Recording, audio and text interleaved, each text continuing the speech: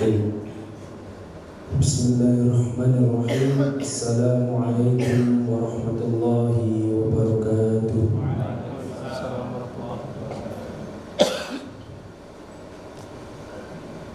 A'udzu billahi minasy syaithanir rajim.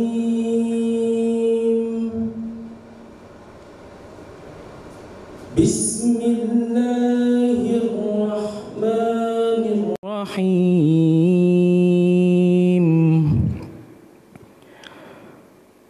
Tabarakalladzi biyadihil mulku wa huwa ala kulli syai'in qadir.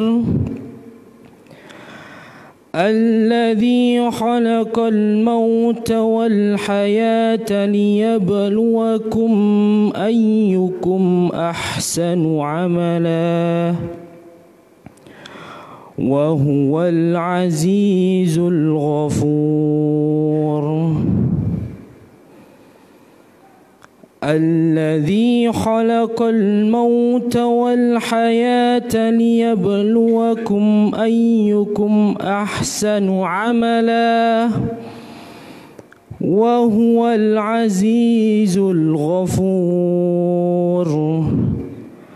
الذي خلق سبع سماوات طباقا ما ترى في خلق الرحمن من تفاوت فارجع البصر هل ترى من فطور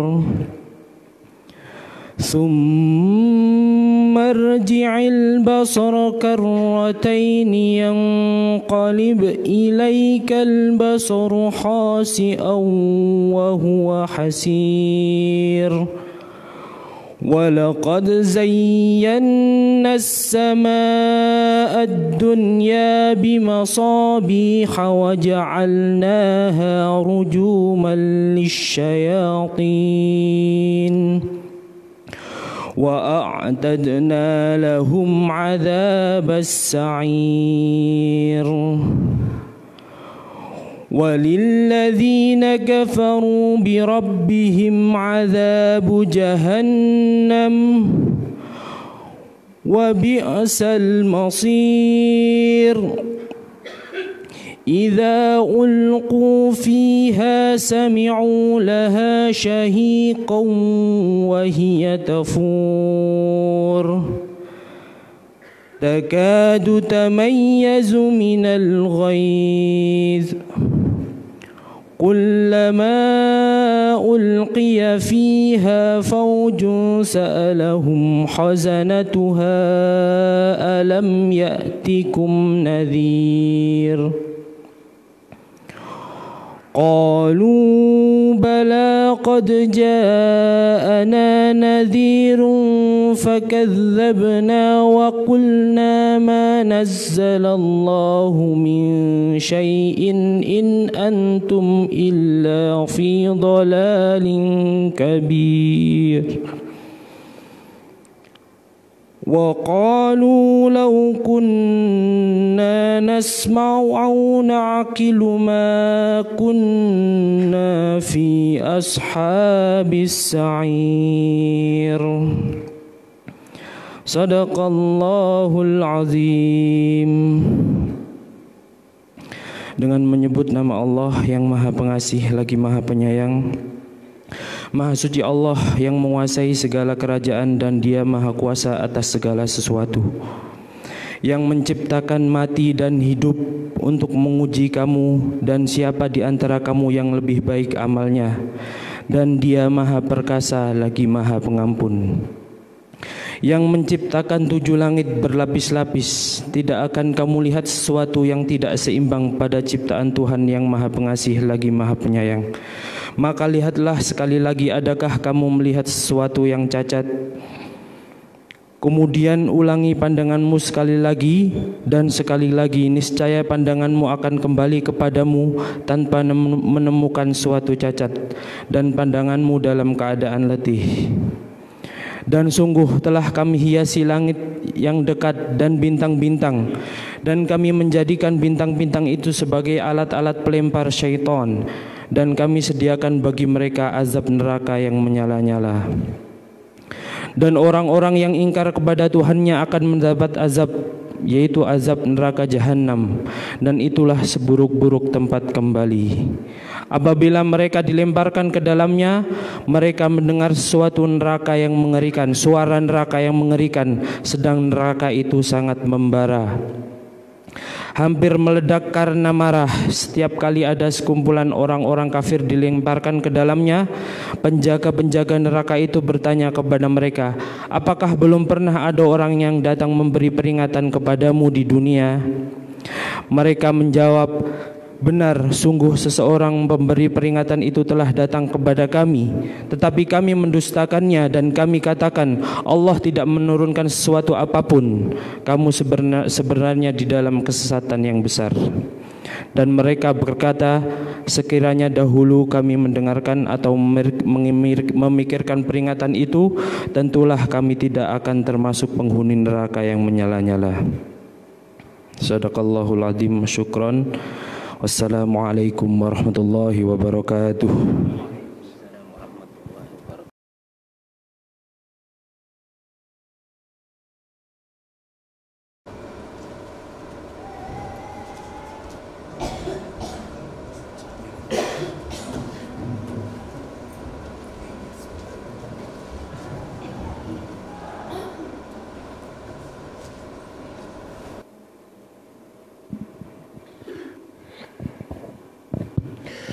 Assalamualaikum warahmatullahi wabarakatuh.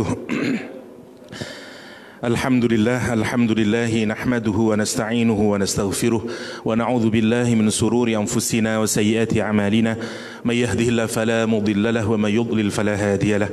Asyhadu an la ilaha illallah wahdahu la syarika lahu wa asyhadu anna Muhammadan 'abduhu wa rasuluhu wa safiyyuhu wa khaliluhu adal amanah wa nasaha al ummah wa jahada fi sabilihi haqqa jihadi.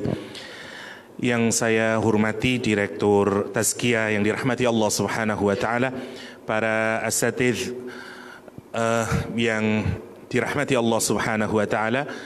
Pagi hari ini insyaallah kita mengkaji surat Yusuf saja dari ayat yang ke-7 sampai ayat ke-18 insyaallah. Karena saya tadi di rumah mikir-mikir, kalau misalnya kita bicara tentang pendidikan, maka clue pertama yang harus saya cari adalah hubungan antara ayah dan anak. Dan dulu pernah kita membahas awal surat Yusuf, tapi kita sekarang ganti melihat efek negatif dari bagaimana seorang ayah mengajar kepada anaknya. Dan bagi saya pendidikan itu salah satunya adalah seperti orang tua yang sedang mengajari anak-anaknya. Surat Yusuf adalah surat ke-12 dan ada 12 tema besar menariknya. Satu berkenaan tentang mimpinya Nabi Yusuf, kemudian berkenaan dengan saudaranya Nabi Yusuf, kemudian berkenaan dengan sang penggoda Zulaikha, kemudian berkenaan dengan dharma wanita Mesir, niswah Mesir, kemudian berkenaan dengan dharma wanita ya, niswah, sampai nanti ke mimpinya sang raja. 12 tema, selanjutnya tinggal dibalik saja. Mimpinya Nabi Yusuf, kemudian ternyatakan saudara-saudaranya Yusuf minta maaf, Zulaikha mengakui kesalahannya, dan seterusnya. Ada 12 tema besar dalam surat Yusuf. Kita mengambil topik yang kedua berkenaan dengan saudara-saudaranya Nabi Yusuf alaihissalam. Yang penting untuk kita pikirkan, karena ini juga sangat mungkin terjadi pada anak-anak kita, satu sifat yang nanti akan mengenerate sikap yang lain. Dan sikap itu muncul karena persepsi yang salah, persepsi subjektif dari anak didik terhadap gurunya atau terhadap orang tuanya dalam kasus ini. Dan kita juga harus mewanti-wanti bahwa jangan sampai saat kita mendidik, murid kita mungkin akan memiliki persepsi yang subjektif sifatnya, dan kemudian dari situ mengenerate sikap yang lebih buruk lagi. Kita nanti akan melihat bagaimana hebatnya jealousy atau hasad yang akan mengenerate kesalahan yang lebih besar lagi, yaitu berdusta atau lying, sampai puncaknya nanti melahirkan sikap yang mungkin kita tidak akan pernah menyangka-nyangka, murder, bunuh. Dan apa saja clue-cluenya nanti kita bisa mencoba mengkaji dari ayat ke-7 sampai ke-18. Semoga ini juga bisa menginspirasi kita untuk mewanti-wanti kalau kita mendidik anak-anak kita, dan kemudian bagaimana treatment kepada anak-anak didik kita agar dia tidak memiliki prasangka yang subjektif yang kemudian melahirkan sifat jealousy. Kira-kira itu yang ingin kita kaji dari ayat ke-7 sampai 18 dari surat Yusuf. Kita awali saja. Bismillahirrahmanirrahim. Ada satu hal yang juga menarik. Surat Yusuf ini surat yang paling terkenal terutama di masyarakat Nahdlatul Ulama. Tetapi dugaan saya bahwa surat Yusuf ini juga yang paling tidak difahami oleh orang-orang, kebanyakan orang. Kenapa? Karena yang paling dikenal dari surat Yusuf hanyalah tampannya Nabi Yusuf. Ya. Isinya apa? Wallahu a'lam. Pokoknya surat Yusuf, Yusufnya ganteng. Karena itu hanya dibaca saat punya anak kecil. Padahal kalau kita melihat asbab nuzulnya, surat Yusuf turun menjadi pelipur lara Rasulullah SAW karena Rasul mengalami 3 kejadian berturut-turut yang sangat menyedihkan, ya, sehingga tahunnya saja dikenal sebagai the year of sorrow atau the year of grief, amul huzn, ya. Meninggalnya Abu Talib, meninggalnya Khadijah dan Taif. 3 peristiwa duka yang turut-menurut pada kehidupan Rasulullah SAW, dan kemudian diturunkan surat Yusuf. Karena itu saya percaya sunnah hukumnya kalau kita dirundung kesedihan, bacalah surat Yusuf. Karena boleh jadi kita akan mendapatkan inspirasi untuk menanggulangi kesedihan itu. Drama kehidupan Rasulullah dan sahabatnya itu kalau kita sederhanakan sebenarnya mirip sekali dengan apa yang ada di dalam surat Yusuf. Dan saya membayangkan bahwa setelah turunnya surat Yusuf ini bagi Rasulullah SAW dan para sahabatnya, surat Yusuf itu seperti GPS bagi dakwah Rasulullah SAW. Ketika Nabi Yusuf itu berada dalam sumur, semuanya serba gelap, hampir seakan-akan tidak bisa lagi jalan keluarnya, hampir mirip dengan keadaan Rasulullah SAW di akhir periode Makkah ketika turunnya surat Yusuf. Sekarang support internal hilang, support eksternal nggak ada. Sementara kezaliman dan opresi orang Quraisy makin menjadi-jadi, Mekah sudah tidak mungkin menjadi lahan dakwah. Rasul mengambil inisiasi untuk mencari kota lain, menyemai dakwah Taif. Tapi Taif juga tidak memberikan dukungan pada dakwah Nabi, gelap seperti gelapnya sumur. Kapan mulai Allah mengeluarkan duka laranya Nabi Yusuf? Saat nanti ada sayyarah yang mengambil Yusuf dari sumur itu, ghayabatil jub, dan sampailah ke Mesir. Kapan titik cahaya itu mulai benderang pada dakwah Rasulullah SAW? Ketika Allah mengeluarkan Nabi Muhammad SAW dari kubangan sumur Makkah itu dipindah ke Madinah. Bukankah Yusuf nanti menguasai Madinah, menguasai Mesir, dan bukankah Rasulullah juga menguasai Madinah? Bukankah nanti orang-orang yang dulu menyakiti Yusuf alaihissalam diperjumpakan kembali oleh Allah subhanahu wa ta'ala, dan saudara-saudaranya bilang pasti kami akan celaka, pasti akan kami dihina. Dan apa jawaban Yusuf? La tathriba alaikumul yaum. Enggak ada caci maki sekarang, hari ini adalah hari kasih sayang. Kata Yusuf alaihissalam ketika orang yang memusuhi Rasulullah SAW di kota Mekah, dan kota Mekah berhasil dikuasai oleh Rasulullah SAW, drama terjadi persis sebagaimana Nabi Yusuf alaihissalam. Orang-orang menyangka mereka akan disakiti oleh umat Islam, tapi kalimat apa yang muncul dari bibir Rasulullah SAW persis kalimat yang diucapkan oleh Nabi Yusuf alaihissalam. La tathriba alaikumul yaum fadhhabu fa antumut tulaqa.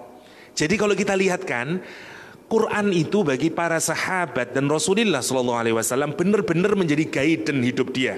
Kayak GPS, begitu turun nanti saya akan begini, saya akan begini, saya akan begini. Dan itu yang menarik buat kita. Hari ini Quran itu harus hidup menjadi guidance kita. Dia harus nyata dalam kehidupan kita.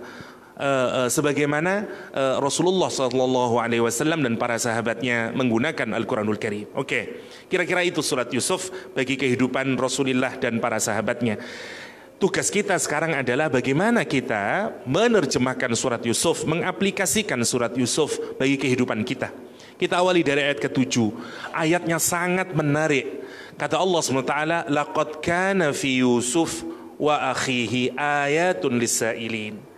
Sungguh-sungguh, kata Allah SWT, bayangin kalimatnya dibuka dengan pernyataan yang menyuruh kita untuk tidak punya keraguan sedikit pun. Tidak wajar sebenarnya, tapi ini agar jangan sampai ada keraguan sedikit pun bagi kita bahwa pada Nabi Yusuf dan saudara-saudaranya ini, pada kisah yang Allah narasikan ini, laqad kana fi Yusuf wa akhihi, kata ikhwatihi, kata Al-Quranul Karim, fi Yusuf wa ikhwatihi ayatun. Perhatikan kalimatnya dibikin jamak oleh Allah SWT. Ada sekian tanda-tanda kebesaran Allah Subhanahu wa taala. Ini yang menurut saya penting untuk kita pikirkan. Allah menggunakan pernyataan yang sangat kuat untuk menunjukkan bahwa pada kisahnya Yusuf dan saudaranya ada sekian miracle science, ada powerful science-nya Allah Subhanahu wa taala. Maksud saya begini, kalau kita ini mencari sungguh-sungguh pada kisahnya Nabi Yusuf dan saudara-saudaranya, insya Allah kita akan mendapatkan apa yang Al-Quran sebut sebagai ayat, sebagai tanda. Untuk mudahnya gini sebenarnya, seluruh ujung pengetahuan apapun itu sesungguhnya pulangnya, kembalinya, rujukannya sebenarnya kepada Allah Subhanahu wa taala. Apapun sajalah. Ilmu kimia, kalau ditelusuri lebih jauh, sebenarnya kita mencari Allah Subhanahu wa taala. Orang mencari apalah di biologi, sebenarnya ujungnya mencari Allah Subhanahu wa taala. Kenapa?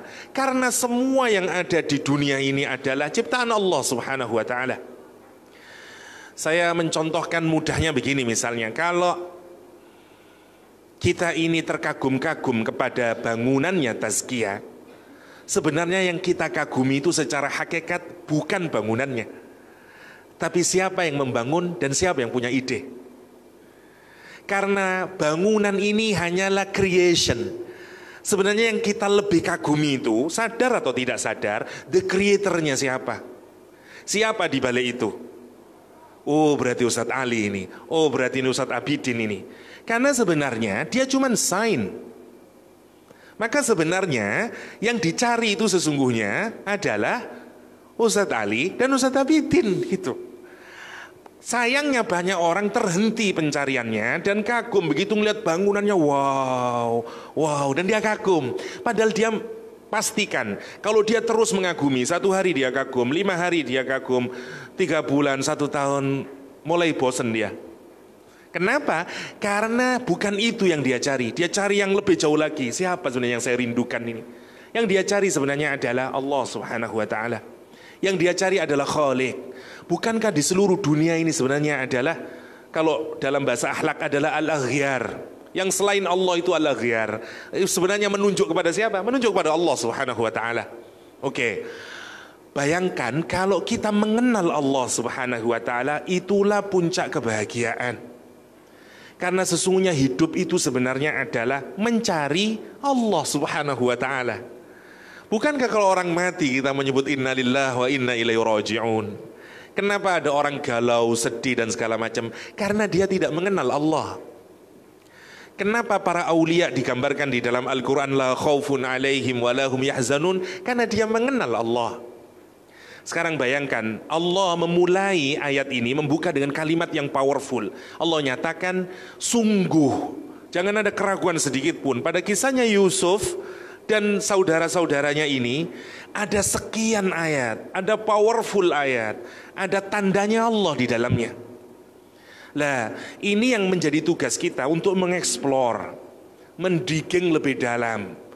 Maka nanti Allah yang akan mengkaruniakan kita. Saya misalnya hanya mengencourage dan memprovokasi jenengan semuanya untuk digging lebih dalam lagi.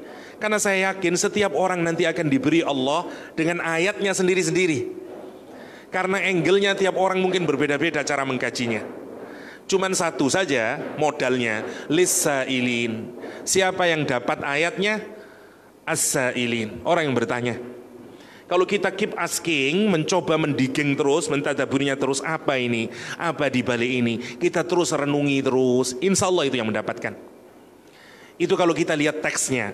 Meskipun ada sebagian mufassir menghubungkan ayat ini, kalau kita lihat meskipun pendapat ini oleh Imam Ar-Razi dianggap sebagai gharib, tidak setuju Imam Razi, karena ada satu riwayat yang menuturkan bahwa sampai berita kerasulan Nabi Muhammad itu, yang kemudian setelah turun awal-awal surat Yusuf, ada ulama Yahudi yang mendengarkannya dan dia terkagum-kagum karena orang Arab mestinya tidak tahu apa-apa tentang Nabi Yusuf alaihissalam. Dia pulang ke Madinah, ngomong kepada kumpulan orang Yahudi, menyatakan Muhammad itu kok bisa tahu ya tentang Nabi Yusuf dan segala macamnya. Akhirnya orang Yahudi mengutus sekelompok orang-orang Yahudinya pergi ke Mekah menanyai Nabi Muhammad SAW, dan dia tanya kepada Nabi Muhammad SAW, kata dia, man 'allamaka hadhil qissah, siapa yang mengajarimu tentang kisah ini? Kemudian Allah menurunkan ayat ini. Saya agak setuju dengan Imam Razi, saya setuju dengan Imam Ar-Razi yang menyatakan bahwa kalau kita hanya mengkhususkan kisah ini sebagai jawaban atas orang Yahudi, as-sa'ilin di sini adalah orang Yahudi atau akhbar Yahud yang bertanya ke Rasulullah SAW, kita tidak mengaplikasikan rumus umum bahwa mengambil hikmah sebenarnya harus berasal dari umumnya lafaz, bukan dari spesifik konteks yang terjadi. Ya. Jadi maksud saya ini terus terbuka. Allah mengencourage kita seperti open invitation buat kita. Yuk gali surat ini. Karena Allah menyatakan laqad kana fi Yusufa wa ikhwati ayatun lis-sa'ilin. Ayatun lis-sa'ilin. Oke. Kisahnya berkenaan dengan cara Nabi Yakub alaihissalam mendidik anaknya yang nanti dipersepsi secara subjektif oleh anak-anaknya yang 11 itu sebagai ketidakadilan. Nah ini yang menarik. Saya ingin memulai dari begini. Satu, yang mendidik adalah Nabi. Nabi itu orang paling mulia dan paling baik yang pernah diciptakan Allah Subhanahu wa ta'ala. Dia di atas para aulia dan pasti di atas ustadz-ustadz tazkiyah. Karena Nabi beliau ini. Oke, yang pertama dulu itu yang harus kita sepakati dulu. Ini Nabi yang mendidik. Oke, Nabi yang mendidik. Yang pertama. Yang kedua, murid-muridnya adalah putra-putranya Nabi. Dia bukan murid serampangan. Dia anak-anaknya Nabi. Kalau sekarang gus-gus ini putra-putranya kiai, orang-orang soleh maksudnya. Saya ingin hanya menunjukkan gurunya top, muridnya top. Masih bisa muncul perspektif subjektif untuk nunjukin bahwa jangan menyangka bahwa oke lah ini inputnya baik-baik anak-anak ini, guru-gurunya juga top-top, insya Allah enggak lah Pak, gak akan muncul jealousy itu. No, ini contohnya kurang apa ini? Nabi Yakub, anak-anaknya Nabi Yakub, tapi muncul. Sekarang kita lihat, patutkah kita berasumsi bahwa Nabi Yakub itu enggak adil memang didik anaknya? Dia itu ngasih perhatian yang lebih kepada Yusuf, sehingga dipersepsi oleh anaknya salah. Guru itu tidak adil, dia terlalu suka dengan si A si B, sementara saya yang di belakang tidak pernah diperhatikan. Misalnya, oke, penilaian seseorang atas orang lain selalu subjektif. Itu pasti rumusnya begitu. Kalau kita menilai seseorang pasti subjektif. Mestinya penilaian subjektif itu harus dikonfrontasi atau dikalibrasi dengan penilaian orang lain sebelum kita menghasilkan kesimpulan.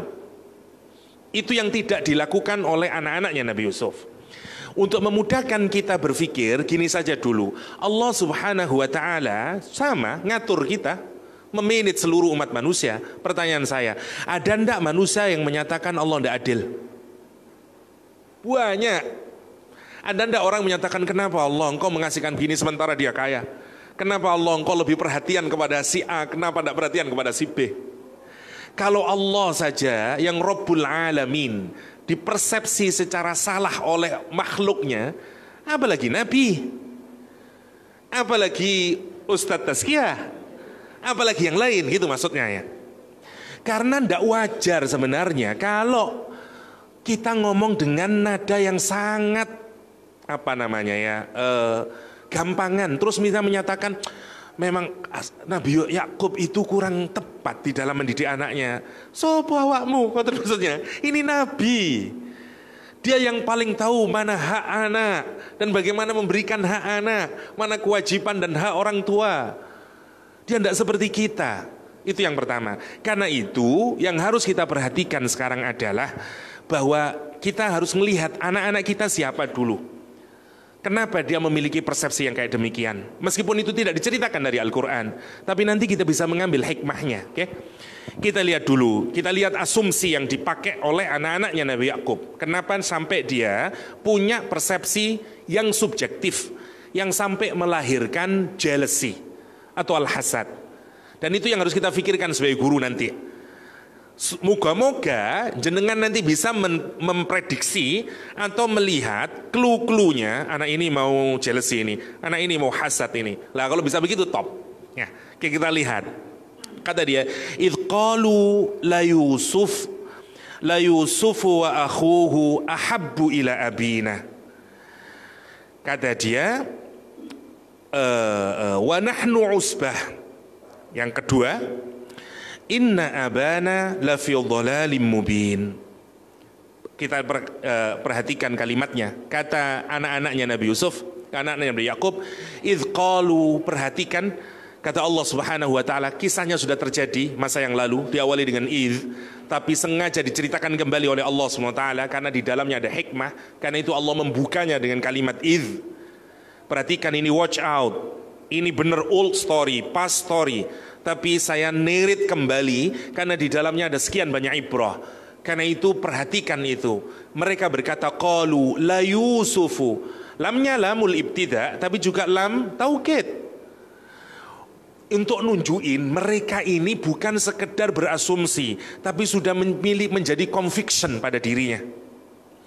Kalau kita masih asumsi kayaknya guru saya kurang adil deh sama saya, masih lumayan. Ini tahapannya sudah anak atau murid itu sudah menyatakan guru saya nggak adil.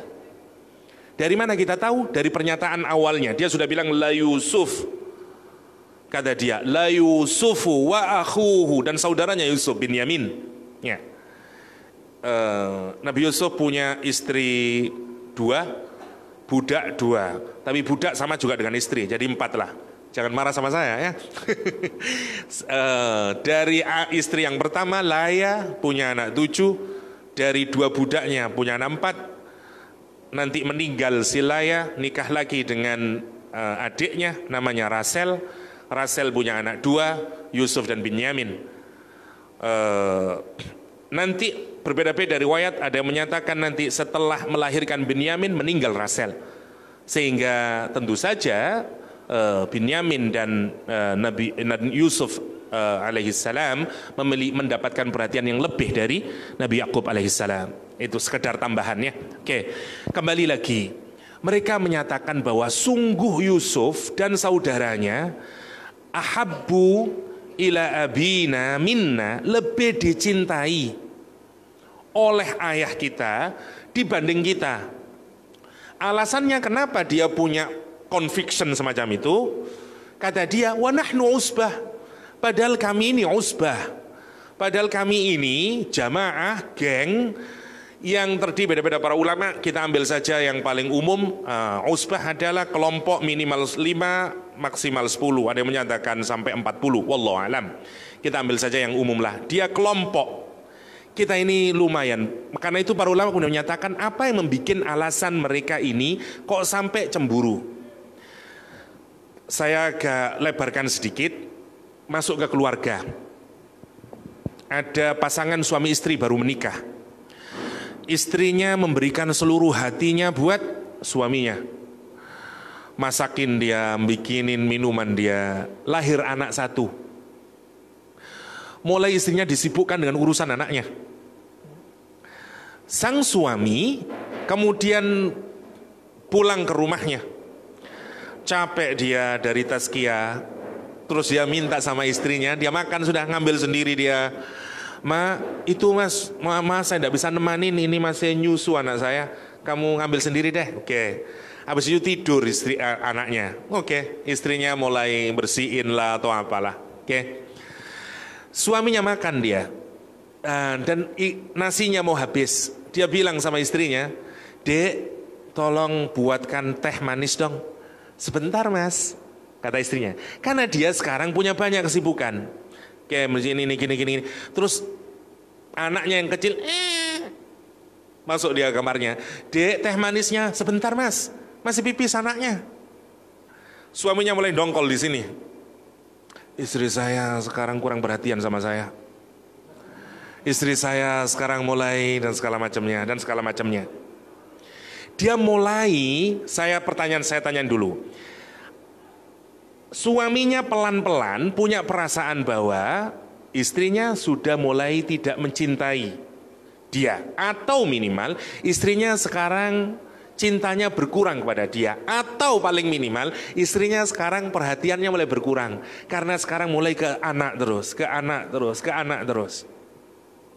Dan suaminya kemudian menyatakan bahwa istri saya sekarang nggak terlalu cinta sama saya.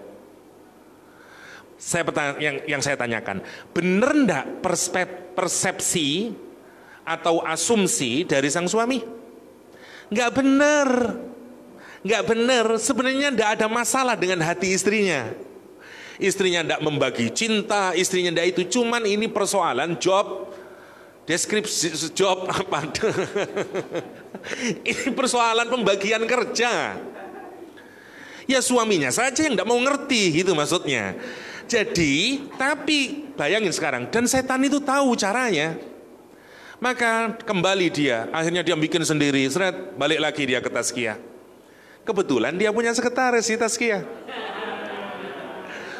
Begitu sampai di tazkiyah, nah sudah sore, sekretarisnya bilang, Bapak ngersaaken teh nopo kopi? Dan dia mulai bandingin, kok begini ya, dan memang begitu yang terjadi. Oke. Sekarang kita kembali lagi. Oke. Kalau kita perhatikan, apalagi kalau dia anaknya banyak. Jenengan kalau lahir dari keluarga yang besar, 5 anak, 7 anak, saya tanyain, pernah enggak saya lahir dari keluarga besar, pernah enggak kita merasa iri dengan saudara-saudara kita? Pernah. Tapi iri itu subjektif. Kalau itu kemudian kita tidak benahin sejak awal, itu akan mengenerate sampai nanti menjadi pembunuhan. Itu yang mau dibahasakan oleh Al-Quranul Karim. Misalnya ya, dulu saya merasa iri dengan kakak saya waktu saya masih SMP, tinggal di rumah sama orang tua. Tapi saya ngambil sendiri, nasi ngambil sendiri, minum ngambil sendiri. Begitu kakak saya yang kuliah di Surabaya, sesekali pulang, 1 bulan dia pulang. Kalau pulang ibu saya melayanin kakak saya. Dia bikinin teh sambil duduk, karena mungkin kangen seorang ibu. Dan saya ada perasaan, ibu saya lebih senang, saya tidak pernah diambilin. Gitu perasaan. Oke? Saya tanya, apakah ibu saya lebih mencintai kakak saya dibanding saya? No. Ibu saya mencintai anak-anaknya. Ini cuman persoalan dia jarang ketemu. Dan sekarang dia baru datang. You mendapati ibumu tiap hari. Yang salah adalah subjektivismemu. Bukan salah ibumu gitu. Ibumu sudah memberikan yang paling terbaik yang bisa dia harapkan untuk membagi cintanya. Kamu tiap hari bertemu dengan saya. Kakakmu jauh di sana, 1 bulan sekali baru dia pulang. Dan itu kalaupun benar ibu saya. Sekarang kita bayangkan, itu yang membagi job description-nya Nabi Yakub alaihissalam. Dia membagi cintanya kepada anak-anaknya dan segala macamnya. Tidak ada yang salah dari Nabi Yakub. Kalaupun salah, mesti Al-Quran menceritakan. Tidak ada yang salah dari Nabi Yakub. Yang salah adalah anak-anaknya mempersepsi secara salah. Dan banyak, tidak hanya anak itu, hatta suami mempersepsi salah kepada istrinya. Dan saya mau jujur, saya begitu. Anak saya 5, Istri saya berbeda banget saat awal belum punya anak sama punya anak 5. Beda banget. Kalau dulu saya makan dia sudah bikinin teh. Kalau sekarang saya makan karena anaknya banyak dan dia sibuk dengan urusan anak-anaknya. Kadang-kadang kalaupun saya minta teh, dia tidak seperti saat dulu. Sebentar mas, karena dia mungkin lagi nyetrika, karena mungkin dia sedang anak yang satu. Kalau saya tidak bisa berbesar hati, siapa yang stupid? Saya. Karena dia punya anak 5. Dan kalau saya hanya membesarkan subjektivisme saya, selfish saya, ananiah saya kemudian bilang, istri saya kurang perhatian saya. Dan itu menjadi penyebab kita untuk melakukan kejahatan yang lebih besar lagi. Istri saya kok begini ya, sekarang sudah tidak ada perhatian, yang dipikir anaknya saya. Dia ini kan tidak hanya sebagai ibu, tapi kan dia istri saya. Mestinya dia itu tidak hanya jadi ibu dong. Dia memang bagus jadi ibu, tapi tidak sebagai istri saya lagi. No. Dan itu nanti menjadi alasan untuk melirik perempuan yang lain. Itu masalahnya. Oke.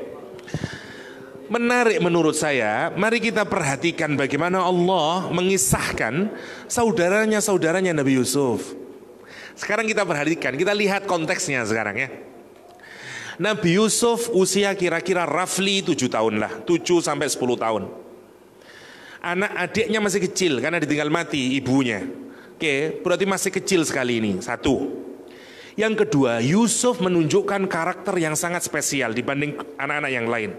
Buktinya, dia punya kedekatan yang spesial dengan bapaknya untuk nunjukin ini anak yang sangat baik kepada bapaknya.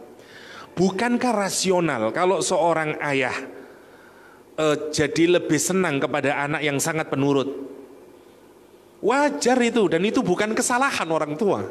Oke, apalagi Yusuf sudah bercerita kepada bapaknya.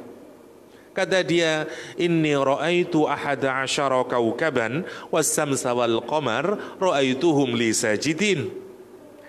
Dan bapaknya tahu bahwa Yusuf tidak cerita tentang 11 bintang, matahari dan bulan. Itu simbol semuanya. Minimal dari mana kita tahu? Dari dhamir yang dipakai oleh Nabi Yusuf.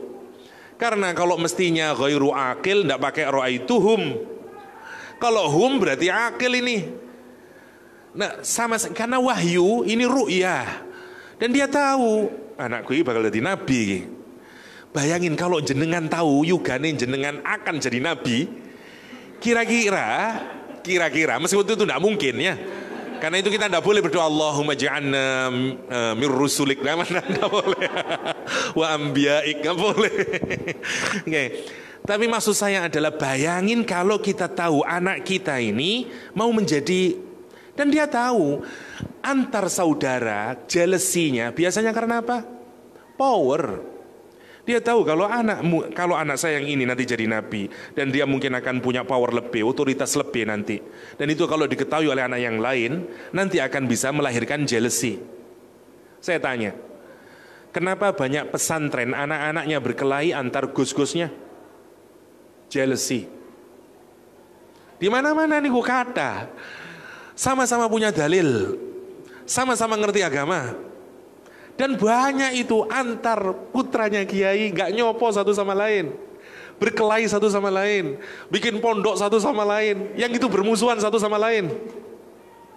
Kenapa? Karena targetnya setan memang itu. Saya mau menghancurkan Islam. Salah satunya adalah ya lembaga yang junjung Islam. Karena itu paling mudah kalau saya cerai beraikan dia. Orang akan, kok gitu ya orang ngerti agama ya. Sukanya berkelahi. Gak tertarik saya sama agama kalau kayak begitu. Yang hanya melahirkan orang iri, dengki, musuhan satu sama lain. Come on. Karena itu targetnya. Kenapa yang anaknya orang kafir itu kok baik-baik Ustaz? Baik ya, iya dia tidak jadi target. Misalnya. Tapi menarik ya kalau kita pikirkan itu, Masya Allah, Allah bicara tentang realitas.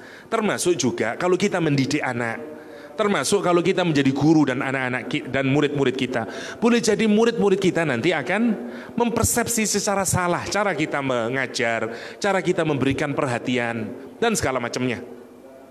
Walau dia kesayangan Pak itu, dia kesayangan Ustadz itu dia. Itu bayangin, Dan itu bukan, apalagi anak zaman sekarang, itu bukan hal sepele. Kalau nanti kecemburuan itu terus dirawat, boleh jadi nanti ujungnya adalah murder, pembunuhan. Itu yang terjadi. Karena merasa lebih disayangi sama guru itu, kurang ajar kamu, dan segala macamnya itu. Apalagi kalau antara orang yang hasad ketemu dengan orang yang hasad lagi, makin kuat itu. Usbah, kalau sudah jadi usbah, dosa itu kalau semakin awal satu orang tidak berani, ayolah nonton biskop ojo. Tapi kalau banyak orang tambah berani dia. Itu yang digambarkan oleh Al-Quranul Karim. Wa nahnu usbah. Jadi saya ingin memperhatikan, saya ingin memperlihatkan bahwa nggak ada yang salah dari Nabi Yakub alaihissalam. Tapi munculnya jealousy dari perspektif subjektif, dari asumsi subjektif yang dimiliki oleh anak-anaknya Nabi Yakub alaihissalam. Dan kita juga bisa begitu sebagai karyawan terhadap pimpinan, bisa juga murid-murid terhadap guru, suami terhadap istri, istri terhadap suami, anak-anak kepada orang tuanya, dan seterusnya, dan seterusnya. Oke. Apalagi karena dia membanggakan nahnu usbah. Misalnya para mufassir menyatakan kenapa mereka menganggap ayahnya salah, karena dia menganggap kami usbah.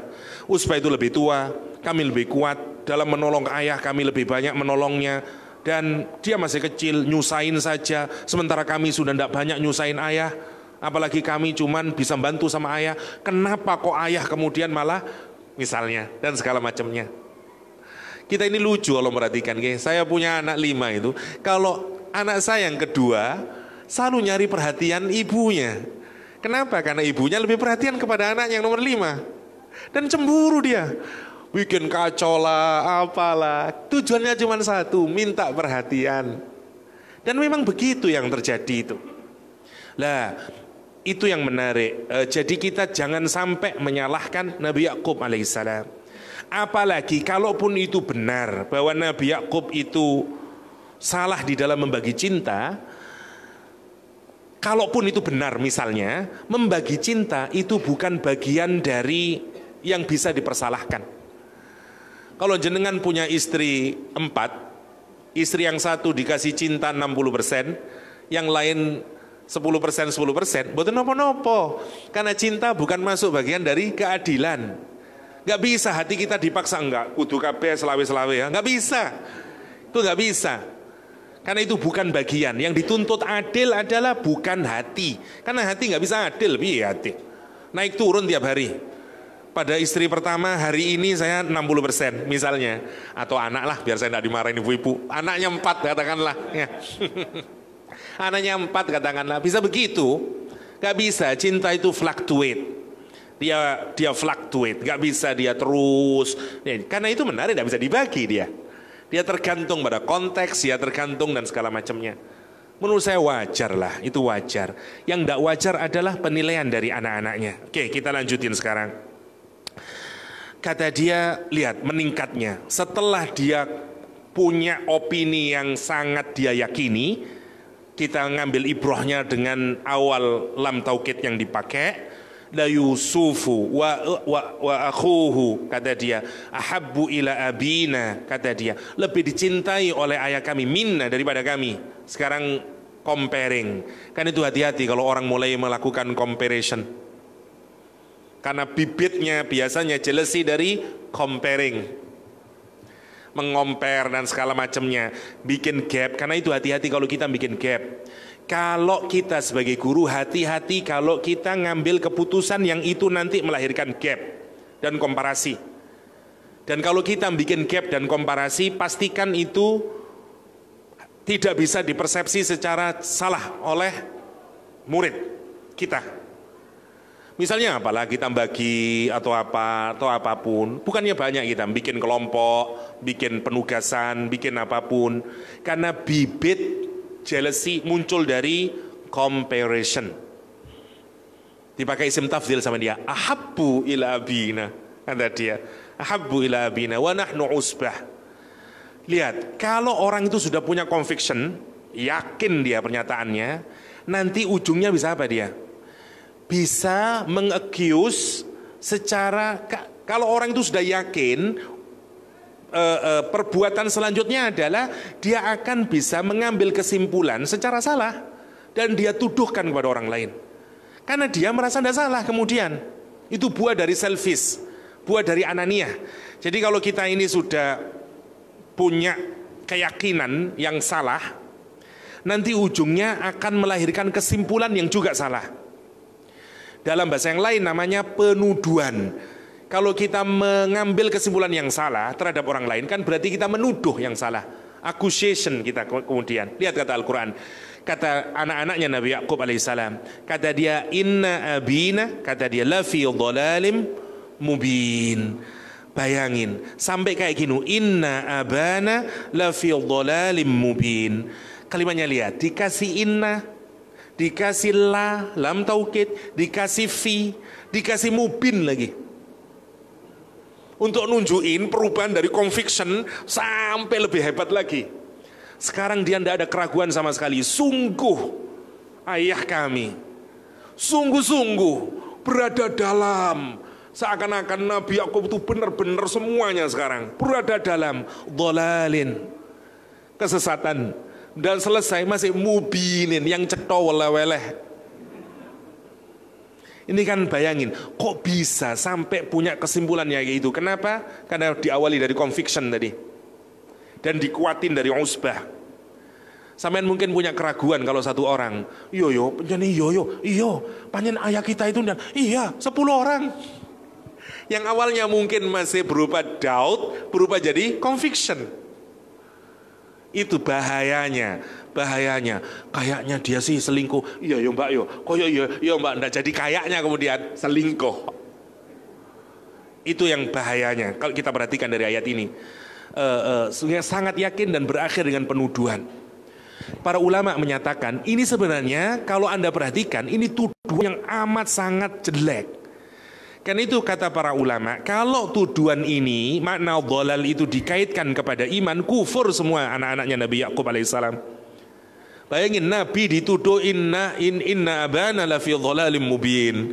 Wow, ini bahaya banget. Karena itu sepakat semua mufassir menyatakan ini adalah kesesatan di dalam memilih mana yang lebih dicintai. Kesalahan atau kesesatan di dalam menyayangi anak. Kesesatan di dalam urusan duniawiyah, bukan kesesatan di dalam urusan ukhrawi. Kalau begitu enggak, meskipun itu tetap salah, tetap merupakan kesalahan, tapi bukan merupakan membuat seseorang keluar dari agama ya, atau kufur. Tapi bayangkan, memang bisa begitu kalau orang itu jelas dan dia sangat kuat dan berakhir dengan penuduhan. Nanti kita bisa melihat ada sekian banyak nanti, saya yakin kalau bagaimana pergaulan interaksi antar siswa yang menuduh satu sama lain. Kita bisa urut itu ceritanya itu. Kenapa dia menuduh ini ya? Kenapa dia menuduh ini ya? Diurut aja. Jangan-jangan diawali dari jealousy. Diawali dari hasud. Itu yang menarik dalam Al-Quran. Dengan saya bukan orang psikolog, kalau jenengan orang psikolog mungkin akan sangat menarik lagi ayat ini. Karena jenengan bisa telisik lebih jauh lagi ini. Ayat ini berbicara tentang bagaimana penuduhan itu riwayatnya. Dan kita bisa mengambil itu asal usulnya. Bagaimana Al-Quran menggambarkannya. Oke, kita lanjutin. Uqtulu Yusuf. Nah, sekarang lihat. Ini makin besar lagi. Awali jealousy. Kemudian lahir conviction. Conviction melahirkan accusation. Accusation melahirkan planning sekarang dah. Real action sekarang. Sudah hanya bukan tuduhan. Sekarang sudah menjadi activity. Masya Allah ya. Bahaya banget jealousy itu. Bahaya banget. Karena itu sekarang sudah berubah. Bukan hanya sekadar tuduhan accusation. Verbal accusation. Enggak. Sekarang sudah jadi real activity. Uqtulu Yusuf. Dia sudah planning sekarang, bunuh aja Yusuf dah. Masya Allah ya. Itu bahayanya. Jangan meremehkan ini, karena ini penting. Diawali dari comparison terus naik. Ya. Karena itu ini harus menjadi pelajaran kita. Ini menurut saya psikologi pendidikan masuk di dalamnya. guru-guru BP penting untuk ayat ini ditelaah lebih dalam lagi ya, karena berkaitan ke sana. Oke. Kata dia, awitrahuhu ardhon, atau campakkan saja Yusuf di ardhon. Ardhonnya dibikin nakirah, somewhere out there. Di mana itu? Sembulah, sana yang tidak dikenal oleh manusia, tempat pembuangan anak jin sanalah. Ya. Ardhon, ya, ardhon majhulah, nggak tahu, dibikin nakirah oleh dia untuk nunjukin planningnya itu bunuh saja atau taruh di tempat yang kita nggak tahu lah, somewhere sana yang tidak dikenal, ya, yang nggak well known, yang nggak well known. Oke. Kata dia sekarang ditunjukin. Kenapa dia melakukan itu? Kembali lagi dari awal sekarang. Tujuannya apa sih sebenarnya? Kok orang sampai mau bunuh? Goyahnya apa sebenarnya? Lihat kalimatnya. Apa goyahnya sebenarnya? Yang membuat kayak begitu itu rakus. Itu penyakit yang kedua. Jealousy. Ya, nanti ada lagi penyakit yang kedua itu rakus. Tamak. Greedy, greed. Jadi kalau ada jealousy ditambah greed, udah sempurna itu sempurna. Yang kedua rakus dia. Lihat, yakhlu, kata dia, tujuan dia digambarkan oleh Al-Quran, yakhlu lakum wajhu abikum. Kalimatnya, susunannya dibikin tidak standar. Mestinya kalau standar, yakhlu wajhu abikum lakum. Lakumnya didepankan untuk melahirkan makna taksis. Yakhlu kholwat, kalau kita berasik masyuk sendirian dengan Allah subhanahu wa ta'ala, orang akhlak menyebut sedang berkholwat orang itu ya. Maunya wajah bapaknya ini, wajah menyimbolkan cinta, menyimbolkan perhatian, menyimbolkan concern, menyimbolkan apapun sajalah. Dia maunya wajahnya Nabi Yakub alaihissalam eksklusif, spesialnya hanya untuk dia saja. Nopo dikule boten kerakusan. Watak anak yang gitu, dia anak yang rakus. Kerakusan itu, jealousy melahirkan kerakusan. Itu juga yang menarik. Rakus, penyakit yang lain rakus. Yakhlu lakum wajhu abikum. Dia kepingin perhatian bapaknya hanya untuk dia, sehingga kita buang sajalah Yusuf ini, atau kita bunuh saja Yusuf ini, kata dia. Wa takunu min ba'dihi qauman salihin. Masya Allah ya. Kenapa dia menyatakan wa takunu min ba'dihi? Setelah itu, setelah kita bunuh Yusuf, atau setelah kita masukkan atau kita buang Yusuf, sehabis gitu kita akan jadi orang yang soleh. Kita tobat bareng-bareng dan kemudian kita akan jadi orang soleh. Kenapa? Karena mereka putranya Nabi. Dia tahu perbuatan itu salah. Dia bukan anaknya orang biasa. Dia putranya Nabi. Ini apa ini? Al-Gawagis ya. Gus ini dia tahu ini salah. Kalau orang yang tidak punya, yang tidak tahu, dia bilang, iya udahlah biasalah, kita ini memang ahli maksiat, sudahlah. Ini enggak. Ini orang yang ngerti dalil. Karena itu dia bilang kita ini salah, tapi bunuh itu dosa. Tapi ini salah. Lihat, orang itu sebenarnya kalau kita ini soleh, kalau kita ini orang yang berilmu, kita ini butuh pembenaran terhadap amal yang buruk. Karena rumus dosa itu begini ya, dosa itu menggelisahkan hati kita, nggak bikin nyaman kita ini. Ya. Al-ithmu mahaka fi sadri, kata Rasul. Dosa itu menggelisahkan kita. Albir, as-sidqu, kebenaran itu bikin hati kita tenang. Orang psikologi nyebut guilty feeling. Kalau kita melakukan perbuatan yang menyalahi fitrah kita, mesti ada guilty feeling. Bahasa agama, haka fi sadrik. Gelisah kita ini, ada guilty feeling.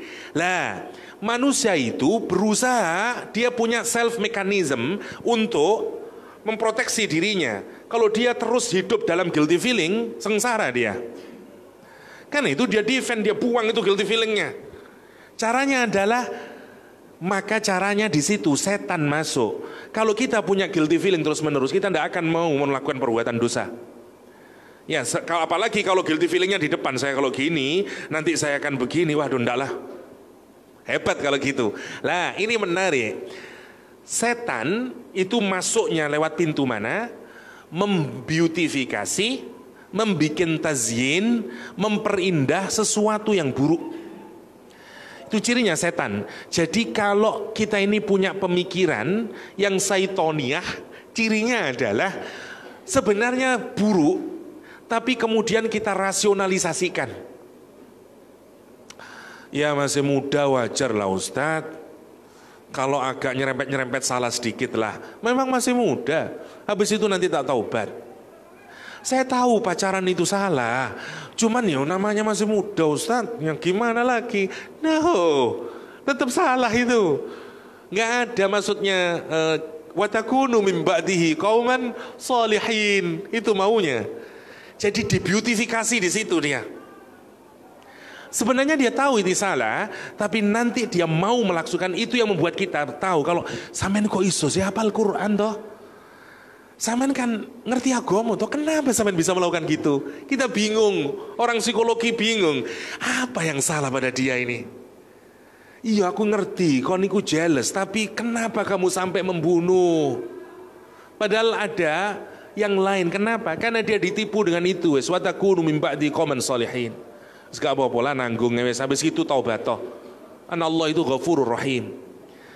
Yang menarik ya, yang menarik, kadang-kadang setan itu masuk lewat dalil yang kita tahu. Cirinya adalah kalau kita punya sekian banyak dalil. Ciri orang soleh, kalau kita punya ilmu, kita itu milih sesuatu yang paling afdol, bukan memilih yang paling akal. Kalau yang begini itu lebih utama, yang begini lebih utama, milih yang lebih akal. Inilah, tidak apa-apa, meskipun yang ini tidak apa-apa, ini masih boleh kok dalam agama. Itu nanti sedikit lagi ke haram udah kalau kayak begitu itu. Mestinya orang itu tambah ilmu, tambah mencari yang paling utama, yang paling terbaik, yang paling terbaik. Ini enggak apa-apa. Yang penting masih sah itu. Ini bahaya kalau sudah kayak begitu itu. Lah, kadang-kadang kita nggak tahu yang membuat orang bahkan beramal sesuatu yang di luar nalar kita, kadang-kadang karena dia sudah dimasuki oleh pikiran setan bahwa yang lebih, bahwa nanti dia nunda amal. Nantilah saya akan berbuat baik setelah melakukan kejahatan itu. Padahal apa rumusnya? Kejahatan akan mengenerate kejahatan yang lebih besar. Kebaikan akan mengenerate kebaikan yang lebih besar. Efek domino itu tidak akan terjadi habis kita bermaksiat, kemudian kita sholat tahajud, kemudian ngafalin Quran, boten. Habis maksiat, tambah maksiat lagi, tambah maksiat lagi. Boten kira, habis tobat islaku, enggak. Ada kayak begitu itu. Dalam ilmu tasawuf ada misalnya Ibnu Athaillah bicara tentang yang biasa orang sebut dengan dosa putih. Ya. Kadang-kadang untuk menaikkan, tapi ini spesial, tidak bisa dijadikan general hukum yang umum. Ya. Kadang-kadang orang grafiknya kepada Tuhan itu lurus saja begini. Lah Allah itu kangen sama dia, kepingin dinaikkan derajatnya. Kasihlah dia dosa, dia salah, zallat dia. Ya. Dia melakukan kesalahan dan akibat kesalahan itu dia merasa kotor kepada Allah dan dia mati-matian kemudian memperbaiki dirinya sehingga naik dia seperti kayak trampolin. Dia jatuh tapi untuk naik lebih tinggi lagi, bung. Karena dia ditarik oleh Allah SWT. Lah kalau punya kesalahan yang kayak gitu baik, tapi biasanya bukan kesalahan besar. Karena dia untuk menaikkan derajat dia. Tapi kalau dosa dia makin gelap, makin gelap, makin gelap, makin gelap. Ya, ujungnya kalau bahasa Al-Quran kalla bal rana ala qulubihim ma kanu yaksibun. Jadi berkarat nanti, jadi gelap dia. Itu yang digambarkan Al-Quranul Karim. Itu tipuan. Jangan sampai kita, apalagi anak-anak kita, punya pikiran bahwa kalau you berbuat dosa, nanti asalkan setelah itu stop dan kemudian bertaubat, nanti jadi orang yang baik. Kalau itu sampai dihinggapi di pikiran kita, bahaya. Karena kita akan memudahkan untuk berbuat maksiat. Oke. Uqtulu Yusufa wa awitrahuhu arda yakhlu lakum wajhu abikum wa takunu min ba'di qauman salihin. Qala qailum kata minhum la taqtulu Yusuf wa alquhu fi ghayabatil jub. Sepakat sekarang mereka dan berkata qala qailun, berkata orang yang berkata. Para menarik ya, lihat Al-Quran itu Allah menyengaja tidak menyebutkan namanya orang yang punya ide ini, yang punya ide untuk menyelamatkan Nabi Yusuf. Karena 10 saudaranya Nabi Yusuf ini atau 9 saudaranya Nabi Yusuf ini bersepakat untuk membunuh. Sehingga ada satu orang yang masih punya belas kasihan kepada Nabi Yusuf, punya ide ini. Tapi Al-Quran tidak menjelaskan namanya, karena menurut Al-Quran tidak penting. Dan mestinya kita ini ngikutin Al-Quran, tidak usah menganggap penting. Karena itu Quran cukup menyatakan qala qailun. Tapi yang menarik, kita ini digoda terus. Quran sudah bilang, tidak usah pikirin ya siapa dia namanya, udahlah, someone. Kita ini disuruh perhatiannya kepada yang lain oleh Allah SWT, tapi masih aja tergoda. Iya, tapi someone itu sopo. Dan kalau kita buka tafsir, para ulama bingung mikirin sopo Qail ini. Oh, Qail itu Yahuda. Oh bukan, Qail itu Ruben. Oh bukan, Qail itu Syam'un. Ngali, saya tanya, kenapa Allah tidak menjelaskan? Karena tidak ada manfaatnya. Mau Ruben kek, mau Yahuda kek, mau Syam'un kek, nggak akan menambah iman kita. Jenengan tidak akan, alhamdulillah saya sudah tahu Ustaz, maknanya Qail di dalam itu, yaitu Qail ai gini. Apa iman kita jadi naik gara-gara kita tahu siapa Qail? Gak ada. Karena itu Al-Quran menyatakan, you kalau membaca Al-Quran fokus. Quran ini mau saya antarkan kamu untuk menjemput hidayah, mau saya antarkan kamu untuk mendapatkan ayatun lisailin. You jangan fokus sesuatu yang gak penting. Karena itu saya bikin tidak penting. Qala qailun, stop, gak usah ngurusin. Tapi kita tergoda, termasuk saya waktu belajar juga tergoda, masih mencari-cari pendapatnya. Ya Allah, saya habis setelah mencari-cari saya mikir, ya Allah, ngapunten ya Allah, saya bilang, padahal sudah dikasih qailun dan kita masih tergoda mencarinya. Ya, Masya Allah. Ya. Allah saja tidak mau menjelaskan karena tidak penting itu, dan tidak penting, tidak ada kaitannya dengan iman kita. Oke. Qala qailun, kata Allah Subhanahu wa taala, minhum, dari kalangan mereka, sudah cukup kayak begitu. La taqtulu Yusuf, jangan bunuh Yusuf. Wa alquhu fi ghayabatil jub. Lempar sajalah. Letakin sajalah, campakkanlah sajalah Yusuf fi ghayabatil jub. Di ghayabat. Ghayabah kuburan. Ghayabah sebenarnya kata ghaib. Kalau ada sumur yang sangat dalam, yang bawahnya kita nggak bisa ngelihat, namanya ghayabat. Karena kita tidak ngelihat lagi bawahnya, saking dalamnya. Oke? Al-jub adalah sumur yang tidak bisa dipakai. Ada dua kata biasanya dipakai oleh Al-Quran. Ada kata bi'run, ada kata jubbun. Kalau bi'run adalah sumur yang digunakan on daily basis, digunain tiap hari. Karena digunain tiap hari artinya dia berada di lokasi yang penduduknya banyak. Nah mungkin kalau digunain tiap hari orangnya cuma 5, enggak, berarti ini banyak. Oke, yang pertama. Yang kedua, cirinya adalah sumurnya ada pinggirnya. Ya, kalau digunakan tiap hari tentu orang mau merasa aman, karena itu dikasih bata pinggirnya. Jadi ada batasnya dia. Sementara jubun dari namanya saja memang dia sumur yang somewhere out there, yang tidak digunain orang on daily basis. Dia tidak gunain, tidak banyak orang gunain. Kenapa? Hanya kadang-kadang saja. Kalau ada traveler, kayak kita sekarang kayak rest area lah.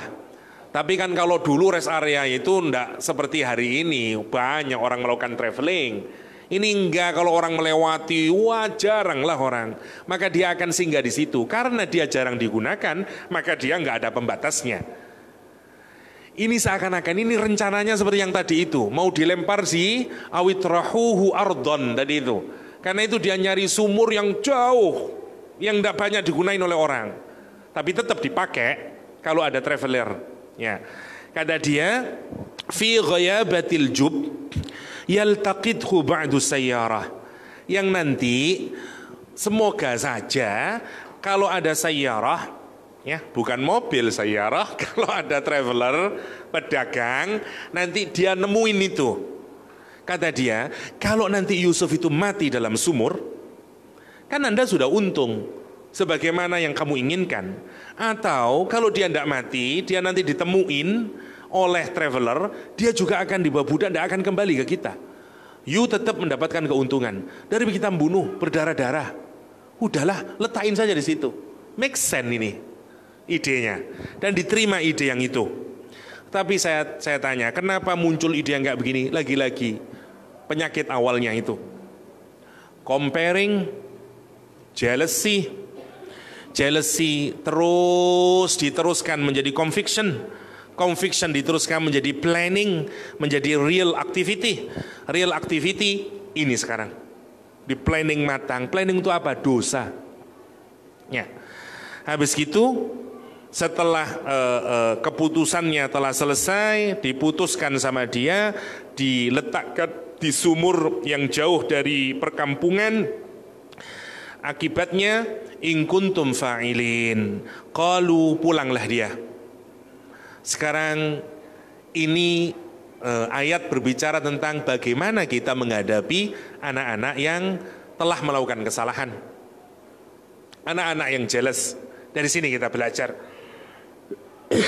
bagaimana anak itu kalau berbohong, bagaimana anak itu kalau misalnya mau menipu gurunya. Nah, dari sini kita belajar. Semoga nanti saya cuman menginspirasi. Semoga mangke direnungi lebih dalam lagi, ditadaburi dan melahirkan note-note yang bisa dipakai sebagai acuan.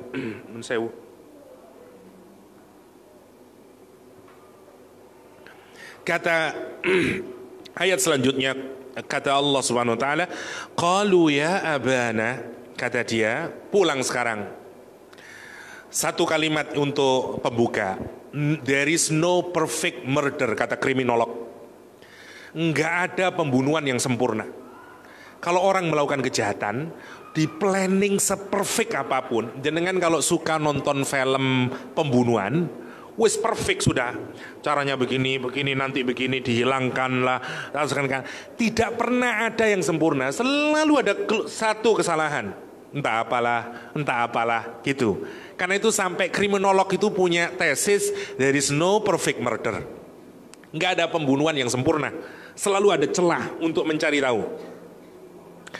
Apalagi ini anak-anak yang pinter-pinter ya, bukan anak yang biasa, dia pinter ya. Dia bilang ke ayahnya, kata dia, qalu ya abana, malaka la ta'manna. Dia awali dengan kalimat yang menarik. Dia salahin dulu. Kita ini kalau kurang pede, segini kayak tadi, kalau orang itu salah, pasti membuat orang tidak pede. Ciri dari orang yang tidak pede, kalau orang itu benar, kebenaran itu membuat ketenangan. Dan kalau kita tenang, kita tidak perlu lebay kalimatnya. Itu prinsip. Kalau orang belum apa-apa lebay, ada bohongnya orang ini. Niki suai niki temenan saya niki barangnya niki ada goro guys. Ya. Karena ciri ya bisa goro, bisa memang dia pedagang tulen ya. Wallahu a'lam. Agak mirip itu. Kalau kita perhatikan kalimatnya, dia sudah mulai dengan dia ingin bahwa dia ini kepingin confidence-nya muncul. Karena orang yang bohong itu biasanya kurang confident. Karena itu dia menggunakan kalimat, nanti itu bisa deteksi. Kalau ada anak murid kita panggil, kurang confident dia, kalimatnya terlalu lebay, tinggal ditelisikin aja lebih jauh. Mesti ada something ini. Ya, kita harus jeli melihat itu. Dan nanti ada bahkan situasi yang kita tidak bisa ngapa-ngapain. Nanti yang disebut dengan sobrun jamil. Wah, itu susah kalau kita sudah mendapatkan situasi yang kayak begitu. Ya. Oke, kata dia, ya abana, malaka. Dalam bahasa sekarang, what's wrong with you dad? Sampai ini opo sih pak? Wah, kalimat pertama bukannya gitu. What's wrong with you dad? Malaka, kata dia, ya abana malaka la ta'manna. Kenapa engkau tidak pernah bisa mempercayai kami sih? Turun opo-opo dia sudah ngomong gitu. Dan yang menarik, kalimatnya itu dibikin ismam kalau dalam riwayat Imam Hafiz. Seakan-akan orang itu kalau bohong tidak akan bisa bicara clear. ono aja ada yang missing. Di sini di Ismam apa yang missing? Missing dhammah. Jadi dia nggak bisa ngomong clear. Itu ciri, itu seakan-akan clue dari orang yang pembohong. Ono yang bulet lah, apalah bohong ini. Dan itu perlu dilatih, terutama bagi BK, ya, bimbingan konseling itu harus silakan ini, mana ini. Ya, jadi itu yang menarik. Harus dicari the missing dhammahnya di mana ini, missing dhammahnya ini. Karena masya Allah kalau kita perhatikan itu, ya. Kata dia yang la tamanna ala Yusuf, kata dia wa inna lahu lanasihun. Lihat kalimatnya lebay banget, wa inna lahu lahafidun. Lihat 3 penguatan, inna la hafidun pakai isim fa'il, lahafidun bukan lagi isim kerja. Saya ini terus menerus, tidak akan ada waktu sedikit pun kecuali saya akan menjaga Yusuf. Seperti bahasanya Al-Quran, ya, inna nahnu nazzalna dzikra wa inna lahu lahafidun. Lihat kalimatnya sama, wa inna lahu lanasihun. Nasoha, kalau kita menginginkan kebaikan bagi seseorang namanya nasoha. Karena itu nasihat, kita kepingin kebaikan atas orang itu, karena itu kita memberikan nasihat. Jadi secara makna, kalau dia bilang wa inna lanasihun, saya ayah, what's wrong with you dad? Kenapa ayah tidak bisa mempercayai saya? Saya ini demi Allah, wallahi, no doubt at all ya. Saya ini tidak punya keinginan apapun terhadap Yusuf, kecuali saya hanya menginginkan kebaikan untuk dia. Wa inna lahu lanasihun. Coba, ini sekarang dia menggunakan semua unsur untuk meyakinkan ayahnya. Dan lebay. Inna lahu lanasihun. Arsilhu, karena itu ya, kata dia, arsilhu ghadan, kata dia, lepasinlah Yusuf ghadan, esok hari. Kenapa? Sebagian kata ulama menyatakan memang Yusuf dan Binyamin selalu dalam pengawasan bapaknya, dan itu yang dianggap sebagai salah satu bentuk comparison. Gini ya, sebenarnya ini natural. Kalau istri kita punya anak yang kecil, anak kecil itu selalu dalam pengawasan istri kita, tidak bapak. Memang beda ruhaninya mungkin ya, atau beda psikologinya. Ibu itu kalau punya anak, apalagi masih kecil, 5 menit dia tidak dengar suaranya, dia udah bingung, nyandi anak ya, nyandi pak. Bapaknya nyantai, kalau tidak percaya jangan ke mall ya. Anaknya ikut, ibunya itu. Bapaknya udah sibuk sendiri, ibunya bisa nyari, mana ini mau, nyandi, bingung dia. Karena memang ada kedekatan psikologis yang agak sedikit berbeda antara ayah dan ibu. Yang saya bikin takjub, ini bukan ibu, bapak. Itu yang saya mikir-mikir, ya Allah, hebatnya Nabi Yusuf ya. Saya jujur, saya tidak punya kedekatan sebagaimana istri saya kepada anak-anaknya, terutama waktu kecil. Saya duduk di pintu, di ruang tamu sama istri saya, ngobrol lah tentang sesuatu. Anak saya, tidak dengar saya, telinga saya tidak dengar. Istri tahu, entar pak, entar ya, opo, kok kerungu ya? Memang begitu, hebat ibu itu. Hebat ibu itu. Ya, yang menarik itu bukan ibu, bapak. Itu yang menurut saya, jangan kita ini punya pikiran negatif pada Nabi Yakub alaihissalam. Terus dia bukan ayah yang baik, bukan ayah yang kurang. Masya Allah, he's even the best father ever. Masya Allah kalau kita pikirkan itu. Ini Nabi yang hadir untuk dijadikan teladan oleh Allah Subhanahu Wa Taala buat kita. Yang hebat sekalipun itu bisa melahirkan kesalahan buat anak-anaknya. Itu maksud saya. Oke. Kata dia, lepasin ayah. Dan dia bilang 2, yarta wa yal'ab.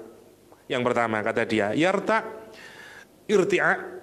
Kalau ada hewan kambing makan rumput-rumput yang hijau, namanya yarta. Idenya adalah, ayah, lepasinlah. Nanti kita akan enjoy, kita akan senang-senang makan yang enak-enak. Kayak begitulah ide pertamanya, yarta. Yang kedua yal'ab, dan kita akan main-main. Saya tanya sekarang, ini siapa? Putranya Nabi. Izinnya apa? Main, hangout. Kepada siapa? Kepada Nabi. Boleh, boleh nut Al-Quran. Jadi gambaran dari muslim sing apik itu, ini kira-kira anak usia 20 tahun. Bukan metenteng, terus ngapal Al-Quran terus zikiran terus. Ayo tulen, oh sorry, mau tahajud. Ngoten, ya. Wajar. Harus ada happy life-nya. Ya enggak apa-apa lah sesekali ada entertainment. It's okay. Even anaknya Nabi. Kon ndak iso le, kon anake ustaz. Seje lek wong iku anake kono beda. Anake ustaz. Quran. No, bukan itu yang diajarin Islam. Dari mana kita tahu? Hatta anaknya dan diizinin oleh Nabi Yakub. Kalau kita sepakat Nabi Yakub adalah the best father, it's okay. Anak punya, yang penting yal'ab. Kata para ulama sebagian menyatakan boleh kalau laibun, tapi bukan lahwun. Kalau lahwun tidak ada manfaatnya, kata dia. Hatta ketika seorang sahabat ke Rasulullah Shallallahu Alaihi Wasallam, Jabir datang ke Rasulullah mau menikah. Kamu dapat mau sama siapa? Janda ya Rasul. Kata Rasulullah, ojo, halla, kata Nabi, nyari orang bikrai, yang perawan aja. Karena kamu bisa, Rasul menggunakan kata laibun. Kamu bisa bermain-main dengan dia, dan dia juga bisa bermain-main dengan kamu. Kata Rasulullah Shallallahu Alaihi Wasallam. Apa yang dimaksudkan permainan? Itu membutuhkan Imam Qurtubi untuk menafsirkannya.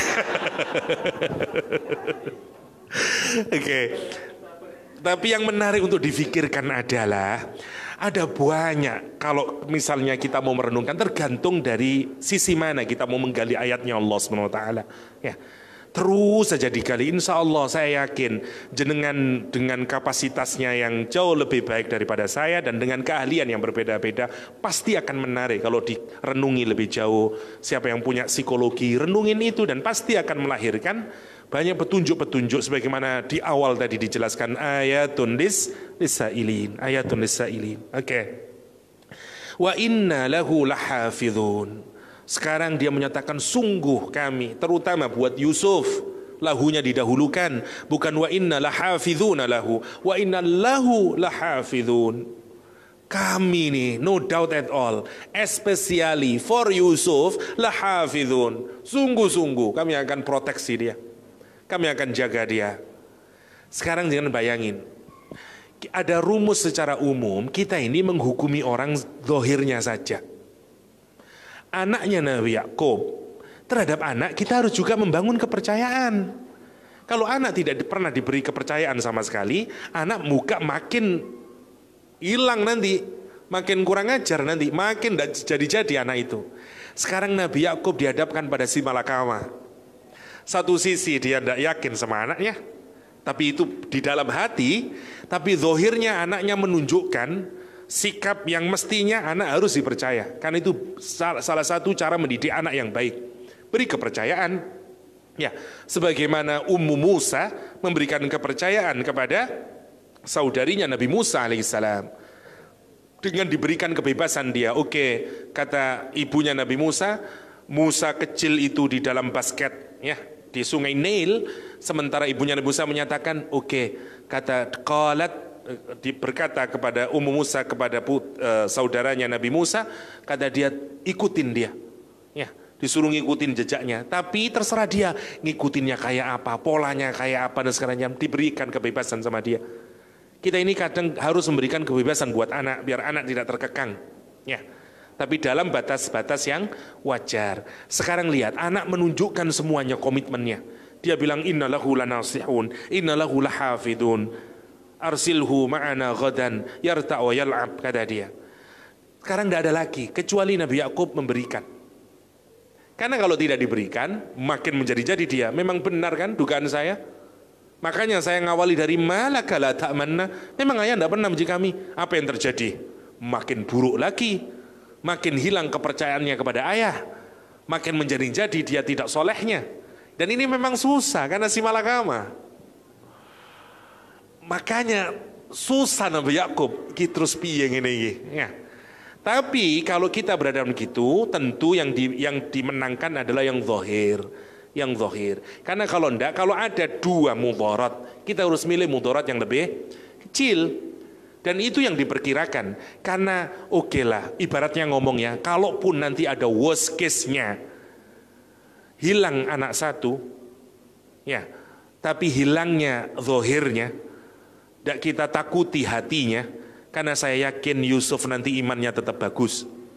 Sementara ini 10 anak, kalau saya tidak kasih kepercayaan, hilang semuanya ini. Tidak hanya zahirnya yang hilang, mungkin imannya juga hilang semuanya. Kalau kita dihadapkan pada dua itu, mana yang harus kita berikan? Tentu oke lah, hilang satu oke lah. Yang penting saya masih bisa merawat yang 10 ini. Karena kalau ini tidak dirawat, hilang saya semuanya ini. Imannya hilang mereka ini. Itu ayah yang baik.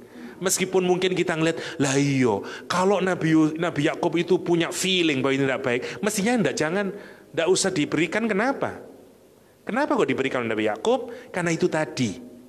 Karena dia mikir ini akan mengenerate yang lebih besar lagi. Karena itu dia bilang oke, tidak bisa lagi, meskipun masih lihat keberatannya. Nabi Yakub alaihissalam, qala inni la yahzununi an tadhhabu bihi. Kata dia, sungguh Nabi Yusuf menyatakan, kepergian kalian bersama Yusuf itu sudah membuat aku sedih.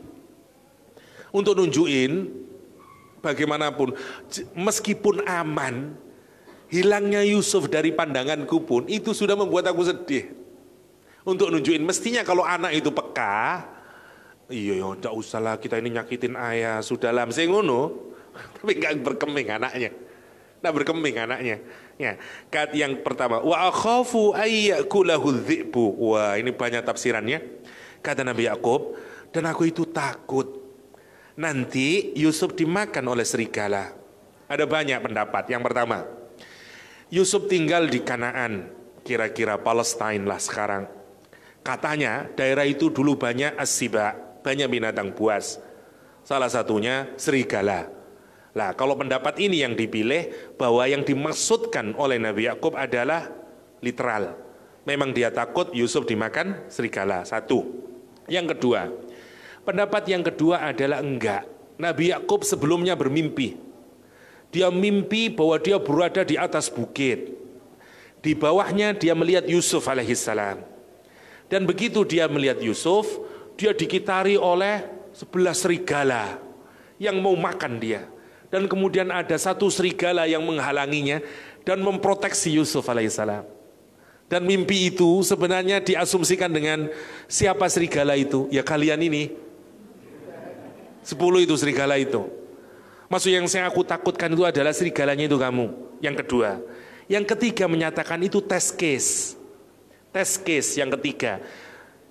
Nabi Yakub itu tahu di sana nggak ada serigala. Saya cuma mau test case saja. Nanti orang yang pinter test case, karena nanti alasannya apa? Alasannya 10 saudaranya, Yusuf dimakan serigala. Padahal Nabi Yakub tahu di sana tidak ada serigala. Saya udah tahu kalau kamu bohong. Karena dia pulang menyatakan Yusuf dimakan serigala. Jurati Nabi Yakub, ya bener kan aku? Saya udah bilang bahwa di sana tidak ada serigala. Cuman saya mau test case saja. Kita tahu misalnya di Malang nggak ada serigala di Malang. Ya, misalnya saya nanti main-main ke Batu, ndak wedi, engko lek misalnya dari semak-semak belukar di Batu itu tiba-tiba ada serigala. Nah ternyata itu yang saya maksud dengan there is no perfect murder. Kalimatnya Nabi Yusuf dipakai oleh mereka. Nabi Yusuf katanya ayah kan takut dimakan serigala. Oke. Kita bilang Yusuf dimakan serigala aja. Padahal itu apa dia? Ulo marani gepuk. Dia masuk dalam perangkapnya Nabi Yusuf alaihissalam. Yang ketiga, yang keempat adalah excuses Nabi Yakub alaihissalam. Kata para ulama yang menyatakan bahwa Nabi Yakub itu sebenarnya masih tidak ingin melepaskan, tapi dia mau menggunakan alasan apa yang kira-kira membuat anaknya nggak memurungkan niatnya. Dan alasan yang cukup rasional adalah karena melihat alam yang masih zaman itu mungkin nanti akan dimakan. Wallahu a'lam. Dari 4 pendapat ini mana yang benar? Wallahu a'lam. Wong memang Al-Quran tidak merinci. Semuanya ada pada kisah-kisah Israiliyat. Wallahu a'lam. Wallahu a'lam. Oke. Yang jelas wa antum anhu ghafilun. Minimal ini adalah warning. Ya. minimal. You kalau memang mau melepas, hati-hati. Jangan sampai adikmu dalam bahaya. Apalagi kalau kamu ghaflah. Kenapa? Untuk ngingatin orang yang laibun ujungnya adalah ghaflah. Hanya untuk ngingatin. Seakan-akan orang itu harus tahu batas. Kalau kita membiarkan anak kita ada main-mainnya, karena memang itu wajar. Janganlah anak kita juga tidak ada rileks. Ya, sama kata Ustadz Ali ya, kalau terlalu mententeng terus nanti jadi kasihan dia, stres nanti ya. Nanti stres. Harus adalah senangnya. Tapi laibun yang wajar sehat. Tapi laibun yang melahirkan ghaflah tidak sehat. Karena itu dia bilang ujungnya dia bilang apa? Wa antum ghafilun. Kenapa ghaflah? Karena laibun. Ghaflah heedlessness. Udah ndak aware, udah wah asik. Orang kalau main lupa dia. PlayStation 1 hour, okay? No more than that, okay? Only 1 hour. Begitu dia asik, sudah 1 jam, marah dia. Stop, kalau diterusin bahaya, nanti bisa addiction. Boleh kita kasih kesempatan dia, tapi jangan melampaui batas sampai kemudian melahirkan ghaflah. Kalau sudah ghaflah, addiction. Kalau sudah addiction, susah orang tua. Jadi tentu ada kewajaran. Itu juga mungkin yang harus kita lakukan kepada anak-anak kita. Tentu kalau dipetenteng terus, stres dia. Dan stres sudah tidak melahirkan achievement yang baik. Harus ada juga entertainmentnya, atau bukan apalah entertainnya, tapi sekali lagi entertain yang keterlaluan juga sama dengan keseriusan yang keterlaluan. Nggak berhasil juga, nanti ghaflah, heedless juga di akhirnya. Itu bahasanya Al-Quranul Karim. Menarik ya. Ini ayat yang sangat keren menurut saya, karena dia tahu batas. Karena itu dia bilang, saya watch out, oke, saya izin kamu yarta wa yal'ab, tapi please, hati-hati, semua yang negatif dikasih tahu. Jaga nanti ya akalau dzibu. Dalam konteks kita, mari kita luasin. Kalau misalnya dikasih anak itu yarta wa yal'ab, pastikan efek-efek buruknya kita kasih tahu. Dan jangan sampai dia sampai di ghafilun, Oke. Qalu la in akalahu dzibu wa nahnu usbah inna idzal la khasirun.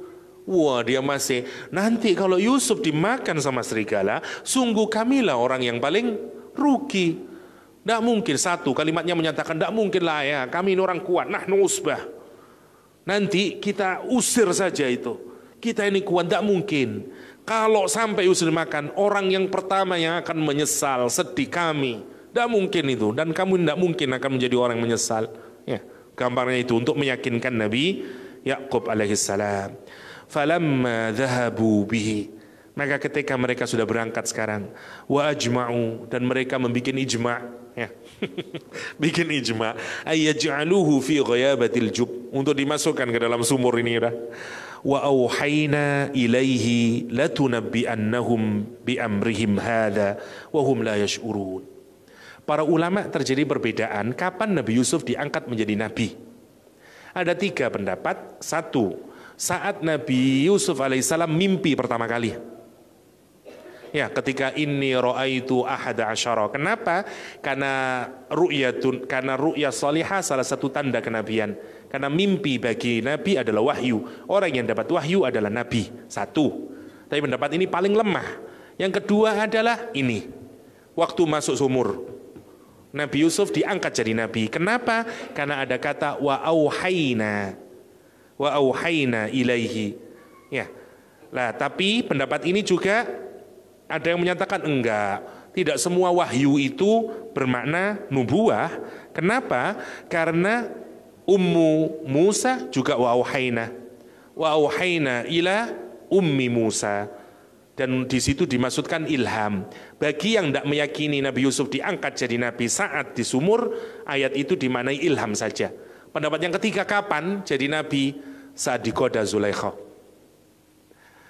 Saya kayaknya, enggak tahu ya.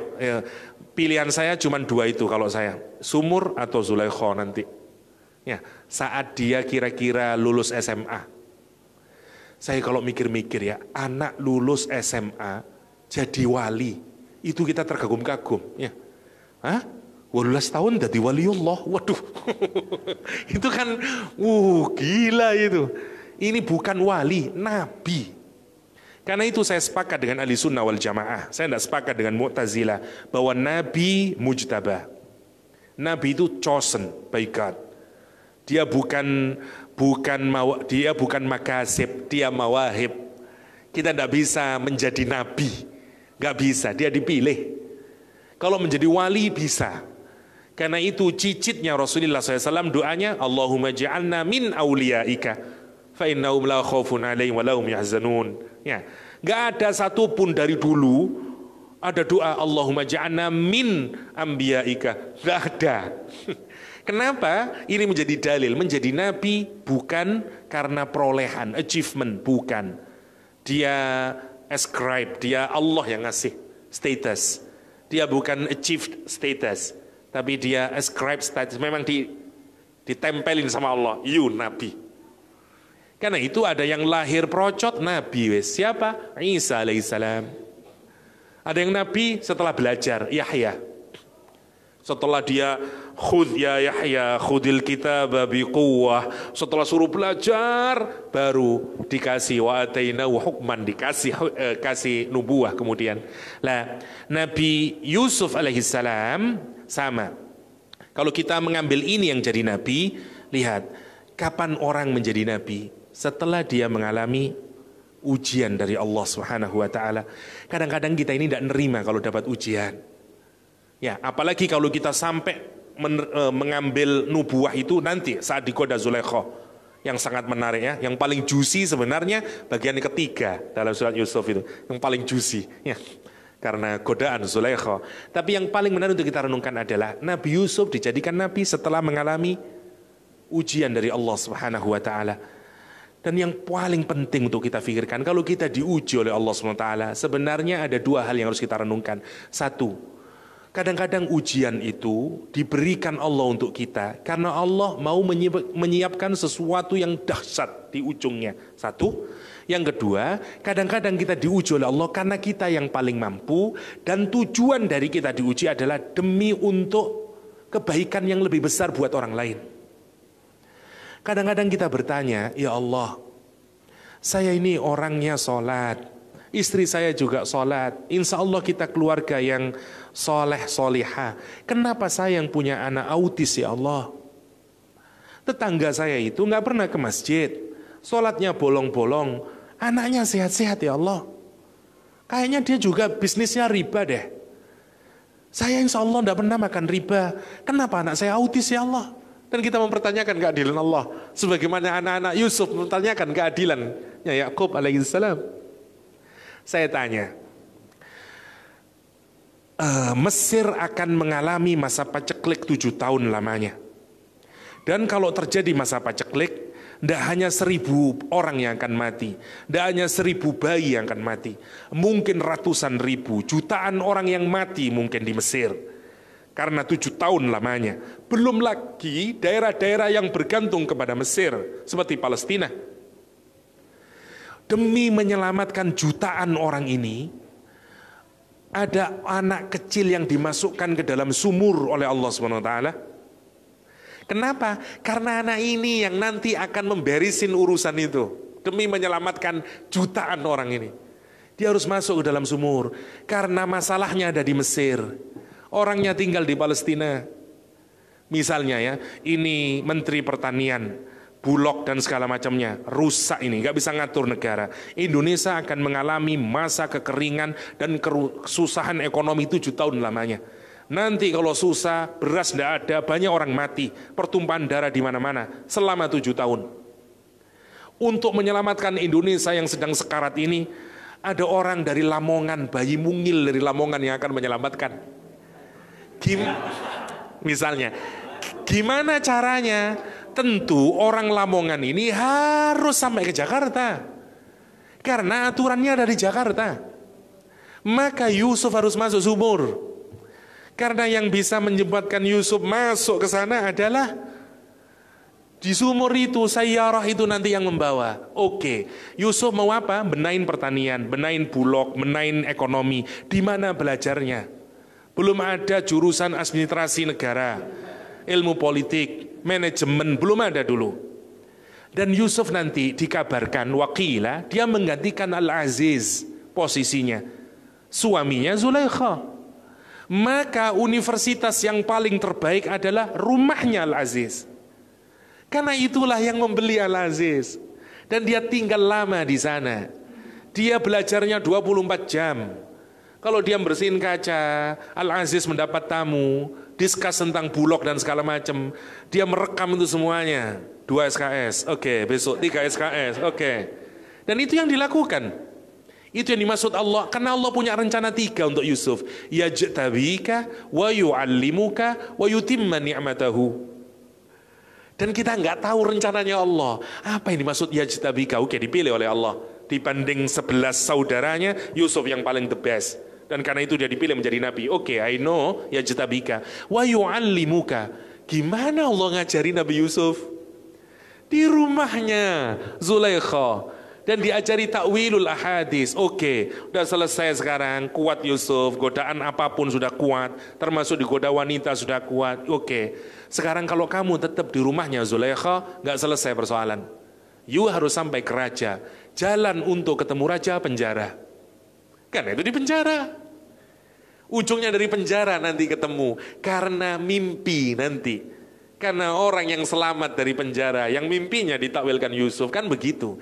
Jadi drama mulai dari sumur sampai itu. Sebenarnya penderitaan yang dialami Yusuf dari penjara ke istananya Al-Aziz sampai ke penjara, tujuannya untuk apa? Untuk jutaan manusia, ribuan manusia, ratusan manusia yang mungkin akan mati kalau benar-benar terjadi kelaparan di Mesir. Karena Yusuf kemudian ngatur dan segala macamnya, tidak jadi kelaparan, tapi tetap semuanya. Kadang-kadang karena Allah menyisakan kita yang dipilih anak kita autis, karena kita dianggap mampu oleh Allah Subhanahu Wa Taala. Karena mungkin untuk nyelamatin yang lain-lain, iku sing tak autis no kufur nggo keluarga iku. Kalau itu yang saya utuskan, mungkin dia akan gini, awakmu sing kuat. Karena saya ingin memberikan pahala yang lebih kepadamu. Kita nggak tahu rencananya Allah Subhanahu Wa Taala. Dan mungkin di ujungnya nggak tahu. Di ujungnya lebih hebat lagi. Itu yang harus kita pelajari dari kisahnya Nabi Yusuf alaihissalam. Menarik bagaimana kita akan husnudzon kepada Allah Subhanahu Wa Taala. Ya, karena ujungnya adalah kemenangan sebenarnya. Kemenangan sebenarnya. Dan untuk kebaikan semuanya. Untuk kebaikan semuanya. Kita lanjutkan tinggal sedikit lagi. Kata Allah begitu masuk ke dalam sumur, ya, katanya malaikat Jibril turun mendatangi Nabi Nabi Yusuf alaihissalam, dan kemudian mengabarkan bahwa sebagaimana di ayat ini dia mengabarkan bahwa tadi ada doanya Nabi Yusuf yang saya ambil dari Nabi Yusuf menurut tafsir Ar-Razi menyatakan doanya, ya syaghidan ghaira ghaib wa ya qariban ghaira ba'id wa ya ghaliban ghaira maghlub ij'al li min amri farjan wa makhraja. Itu doanya Nabi Yusuf. Enggak tahu boleh diamalin atau enggak, menurut saya keren doanya, ya. Ya syahidan ghaira ghaib, ya. Wa ya qariban ghaira ba'id wa ya ghaliban ghaira maghlub ij'al li min amri farjan wa makhraja. Ya. Bagaimana ketergantungannya. Obatnya kalau kita mau melahirkan kesuksesan, kalau kita dalam kesusahan, tambahi tawakal, lahir kesuksesan, lahir miracle. Kalau kita sedang susah, jenengan boten tawakal, nggak jadi. Jadi kalau kita sedang lagi susah, lagi diuji oleh Allah, tambahi dengan tawakal, nanti miracle happen. Rumusnya, kebanyakan kalau kita lihat, sebagaimana Nabi Yusuf alaihissalam, ya. Dan kemudian apa dikabarkan, dikuatkan oleh Allah SWT. Ada masa, ya, kalau kita pikirkan kadang-kadang itu tidak sabar dengan proses. Sebenarnya kalau kita tahu prosesnya kan seneng. Oke, Allah masuk sumur seneng kita kalau kita tahu ujungnya. Yes, saya tahu kok nanti saya mau jadi Perdana Menteri. Monggo pun sumur, yes, ngoten. Tapi kan bukan itu caranya Allah, ya. Karena di situ dituntut iman dan segala macamnya, ya. Tapi lihat, nanti ada busronya juga. Karena itu dikabarkan sejak dari awal sudah dikasih busro, tapi kan menuntut iman itu. Itu yang membuat Nabi Yakub itu tetap yakin kalau Yusuf itu. Kenapa? Karena ra'aituhum li sajidin. Enggak, Yusuf urip. Kenapa? Karena mimpinya itu wahyu. Ru'ya solihah itu datang dari Allah. Kata para ulama, mimpi ada 3. 1, ru'ya solihah atau mubasyarat. Yang kedua namanya hilm atau ahlam. Yang ketiga namanya hadisun nafas. Kalau mubasyarat datang dari Allah, cirinya adalah habis mimpi kita ingat persis. Dan kita bisa menarasikan lagi seminggu kemudian, sebulan kemudian, persis kita tahu. Namanya mubasyarat. Yang kedua namanya hilm, datangnya dari setan. Cirinya adalah habis tidur mungkin kita masih ingat, tapi sejam kemudian udah lupa, seminggu kemudian tambah tidak ingat, mimpi apa ini ya, tidak ingat. Dan biasanya jelek, namanya ahlam. Yang menarik kata para ulama, mimpi basah, wet dream juga bagian dari hilm. Kan itu namanya ihtilam. Wallahu alam. Tapi jangan pikir kalau gitu mimpi basah jelek Ustaz. No, semua orang juga digoda oleh setan, ya. Ini tidak ada kaitannya dengan itu, karena katanya para anbiya tidak mengalami ikhtilam. Oke. Yang terakhir hadisun nafas. Hadisun nafas adalah kalau kita mimpi berdekatan dengan situasi. Habis makan ikan asin, malam mimpi air terus, bendungan, air laut, air terjun. Terus kita bangun, terus kita ngomong ke Ustaz Ali, kira-kira apa takwilnya Ustaz Ali? Saya tadi malam mimpi sumur, laut, air terjun. Kata Ustaz Ali, kau niku duduk mimpi. Mari mangan iwak asin ndak ngombe, ya mesti ae kon ngoten ini. Itu namanya hadisun nafas. Hadisun nafas itu dekat dengan apa yang kita lakukan sebelumnya. Kita berangan-angan, itu yang biasanya diselidiki oleh psikologi. Ya, dreamnya Sigmund Freud hanya bisa menyelidiki 1 type dari mimpi. Masih 2 mimpi yang kita belum selidiki. Yang ilmu pengetahuan masih gelap. Cuman 1 dalam psikologi yang bisa diselidiki itu, yaitu hadisun nafas.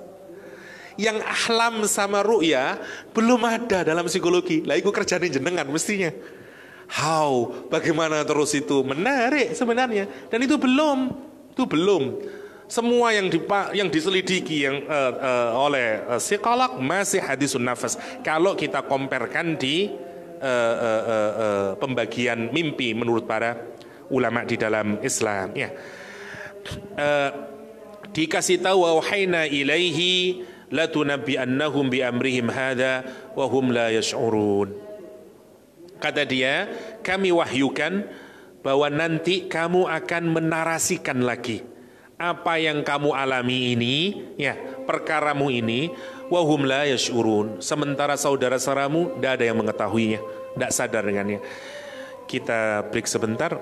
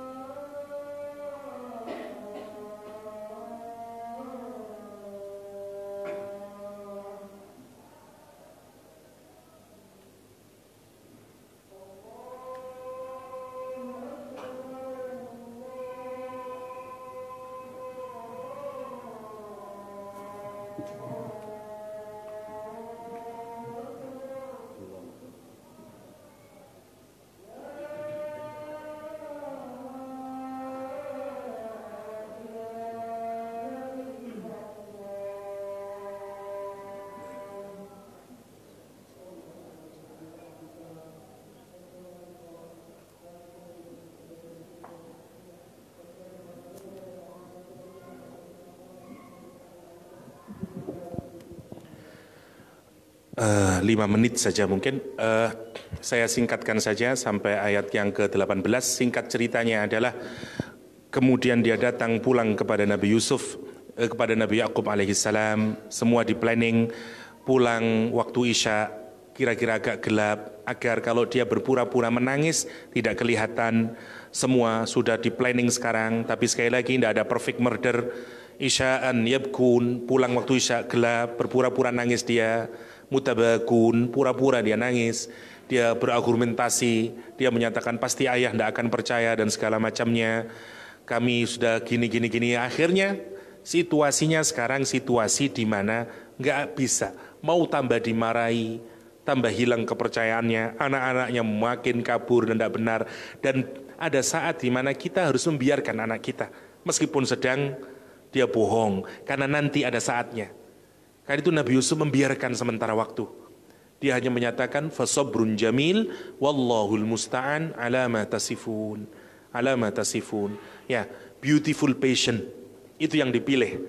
Kenapa? Nanti persis dilakukan oleh Aisyah radhiyallahu anha. Ya, saat rumor perselingkuhan begitu sangat masif, data-data meskipun ini hoax, tapi sudah ada datanya, WA menyebar dan segala macam menyebar, ya.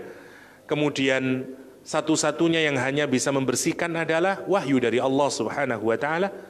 Bahkan dengan nada yang sangat menarik, Aisyah menyatakan, kalau saya berkata jujur, kalian semuanya, ngomong ke siapa dia? Rasulullah SAW, Abu Bakar As-Siddiq dan Ruman. Berempat dia. Dan Rasulullah menyatakan, jujur aja sekarang lah dek. Jika kamu melakukan, bilanglah melakukan. Dan segera bertaubat kepada Allah. Jika tidak, bilanglah tidak. Kata Aisyah, kalau aku berkata jujur, pasti mudah bagi kalian untuk tidak mempercayainya. Tapi kalau aku tidak berkata jujur, pasti mudah buat kalian untuk mempercayainya. Bayangin. Karena sudah hoaxnya masif. Dan kata Aisyah, situasiku ini persis dengan situasi Nabi Yakub alaihissalam. Ketika beliau berkata, fasabrun jamil, wallahul musta'anu ala ma tasifun. Ujian paling berat nanti kalau jenengan makomi Nabi, atau kalau jenengan sampai diuji kayak gitu, itu berarti jenengan wong soleh yang semuanya nggak bisa kecuali menjelekkan jenengan. Kalau sampai nanti dapat ujian yang nggak bisa minta bantuan ke siapapun kecuali Allah, kan tidak diwali jenengan. Itu cirinya Aisyah nanti diangkat oleh Allah, makomnya lebih tinggi dari bahkan yang diperkirakan oleh Aisyah. Kata Aisyah ketika ditanya, saya itu hanya berharap Nabi Muhammad itu dapat ilham dari Nabi, dari Allah, dan menyatakan Aisyah bersih. Gitu aja. Kok ya Al-Quran turun, merekam dan mensucikan saya? Ya Allah, kata dia, syukurnya Aisyah atas kejadian itu. Kenapa? Karena mau di-elevate. Nabi Yakub mau disempurnakan lagi. Sama, jenengan kalau nanti ngomongnya wong tua tidak dipercaya, ngomong ini tidak percaya, semuanya lingkungan seperti mencerca jenengan, dan Anda hanya punya Allah. Wow, wali selesai ngono. Oke, itu ujiannya. Terakhir. Terlalu panjang nanti kalau kita lebih detail. Terakhir, berhasilkah tujuannya orang yang mengawali dari jealousy? No. Apa ghoyahnya tadi? Yakhlu lakum wajhu abikum. Nabi Yakub buta. Hatta sorotan matanya sekarang nggak ke-10 anaknya. Dari lesannya Nabi Yakub yang terus dibunyikan adalah Yusuf. Tambah marah anaknya. Kalau Anda memulai dengan sesuatu yang buruk, tidak akan pernah menghasilkan sesuatu yang baik. cita-citanya tidak akan bisa dihasilkan dengan baik. Tidak berhasil. Jealousy tidak akan menghasilkan sesuatu yang baik. Nggak akan. Tujuannya dedel duel tadi, yakhlu lakum wajhu abikum, nggak dapat. Tapi ini pelajaran buat kita semuanya. Bagaimana dosa, tabiatnya dosa, bagaimana jealousy dan segala macamnya, dan bagaimana menjadi anak, menjadi bapak, apa yang kita lakukan. Masih sangat banyak yang bisa kita diskusikan dan bisa kita tadaburi melalui kisahnya Nabi Ayub alaihissalam, Nabi Yakub alaihissalam dan Nabi Yusuf ini. Saya serahkan kepada jenengan semuanya untuk mentadaburi lebih jauh lagi. Semoga ada banyak hikmah yang nanti diberikan kepada kita semuanya agar kemudian bisa manfaat lebih aplikatif lagi, terutama buat kita sebagai pendidik agar melahirkan anak-anak sekualitas Yusuf alaihissalam dan anak-anak sekualitas saudara-saudaranya Nabi Yusuf. Karena menurut para mufassir nanti saudara-saudaranya Nabi Yusuf ini juga menjadi anbiya. Jadi nabi-nabinya Allah. Maksudnya apa? Kita jangan hilang hopes dan harapan. Kalau punya anak-anak didik yang nambeng, model Yahuda, model Ruben, model Sam'un dan yang lain, somehow one day is going to be a prophet. Someday dia akan berubah menjadi leader in the society. Someday. Kapan? Hanya kita perlu sabar. Yang kita perlukan sebagai guru apa? Sobrun jamil. Beautiful patient. Itu yang kita butuhkan. Rawatlah anak-anak. Kalau anak-anaknya nawakal model ikhwatu Yusuf, apa yang kita butuhkan? Guru-gurune kudu dadi Yakub. Guru-gurunya harus punya modal yang paling mudah, namanya beautiful patient. Bukan patient yang diempet. Sabar aku, no, beautiful patient. Yang kemana dia minta tolong? Allahul musta'an. Dan dia tidak mau ke yang lain. Biarin orang mau nyifatin apa. Amma yasifun. Saya tidak peduli sama orang mau nyerca, mau ngasih karakter apa, mau apa, enggak. Allahul musta'an. Ya. Menarik, sabrun jamil, wallahul musta'anu ala ma tasifun. Indah banget ayat ini kalau kita renungkan, tidak habis-habis kita menggalinya. Semoga para asatiz di tazkiyah menjadi Yakub baru yang diberikan oleh Allah beautiful patient. Anak-anaknya kita tidak mungkin dapat Yusuf semuanya.